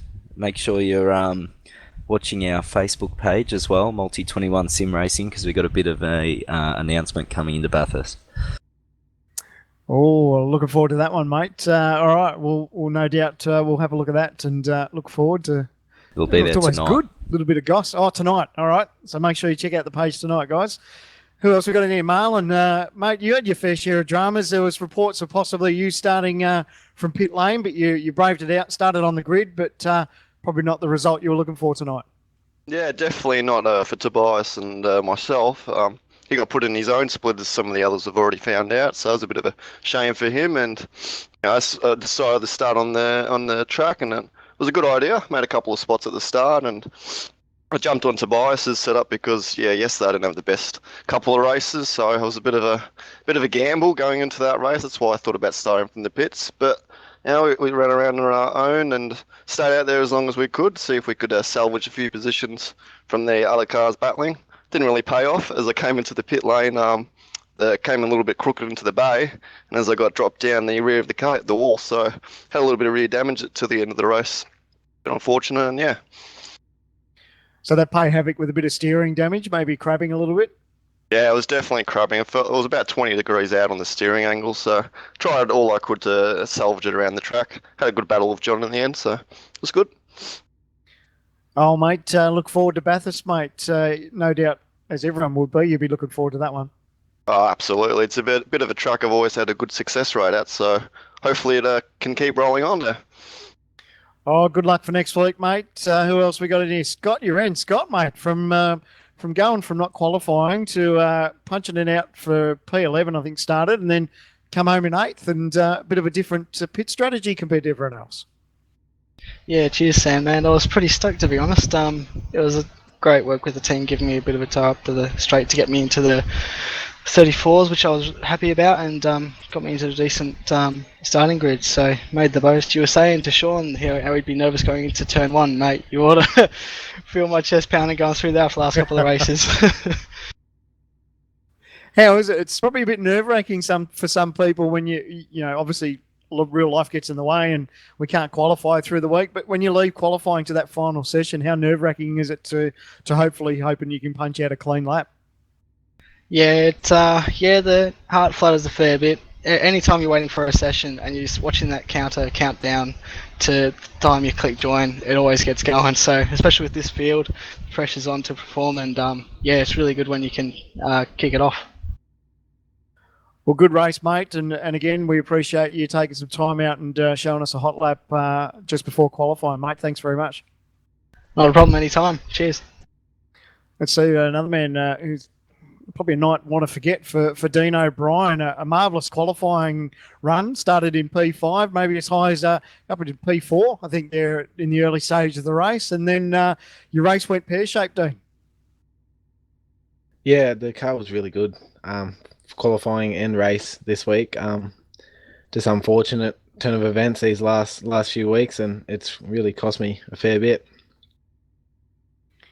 And the pace that you and Wayne had some bad luck too, but you guys have really found form in the last couple of weeks. It's been really good to watch, and absolute shame. We were really rooting for you in the early stages to be up in P4.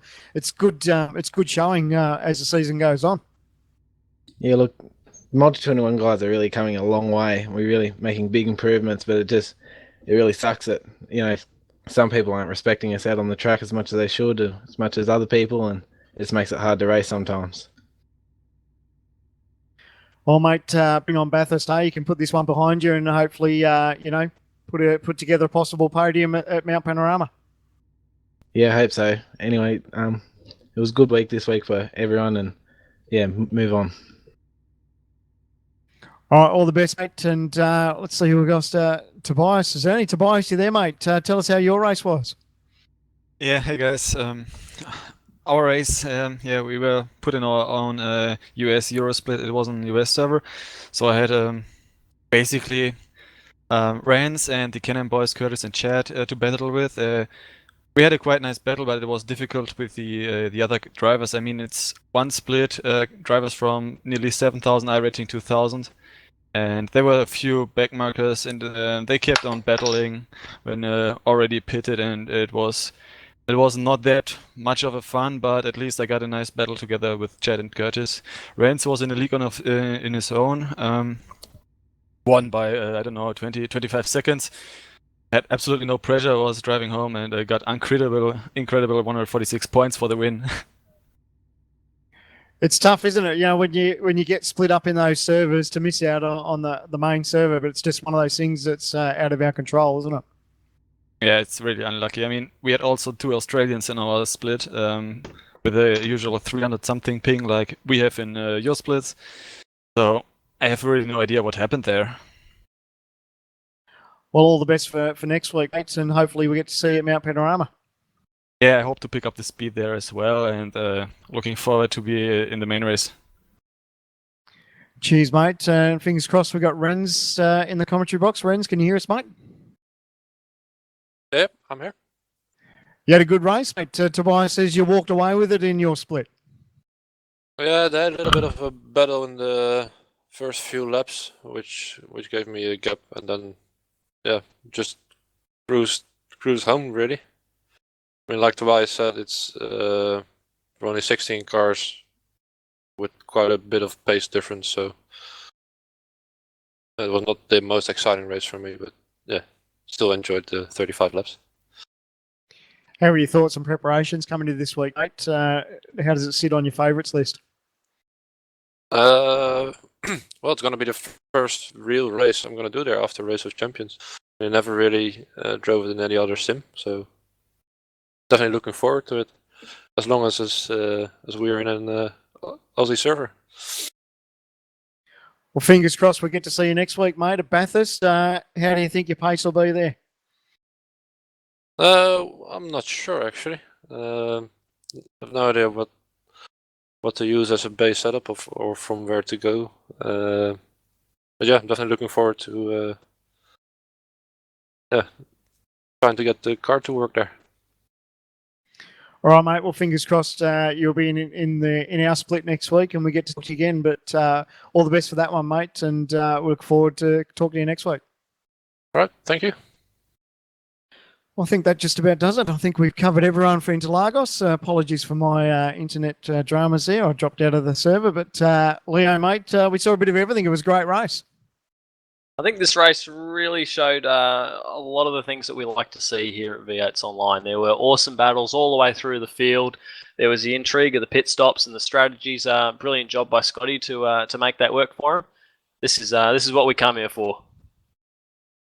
And of course, we couldn't do it without Reese. Reese, your contribution for the action in the pits was good, and a little bit inside goss, mate. And next week we head to Mount Panorama Bathurst.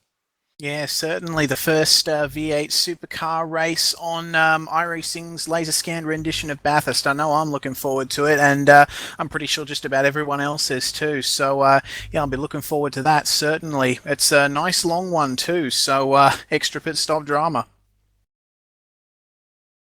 Yeah, it should be an absolute ripper. 31 laps around Mount Panorama for next week. But, of course, there's plenty of action here at V8's Online. Of course, Wednesday night from 9:15, we got the Sim Instrument Truck Series. We had to round 6 for Iowa Speedway. The guys got 45 laps to tackle around there. And, of course, don't forget Sunday night, tune in from 8 p.m. We've got the Proto GT Challenge with the HDPs, the Chevy Corvettes, and the Ford GTs. Heading to VIR. Great little racetrack there. 45-minute race there for round 5.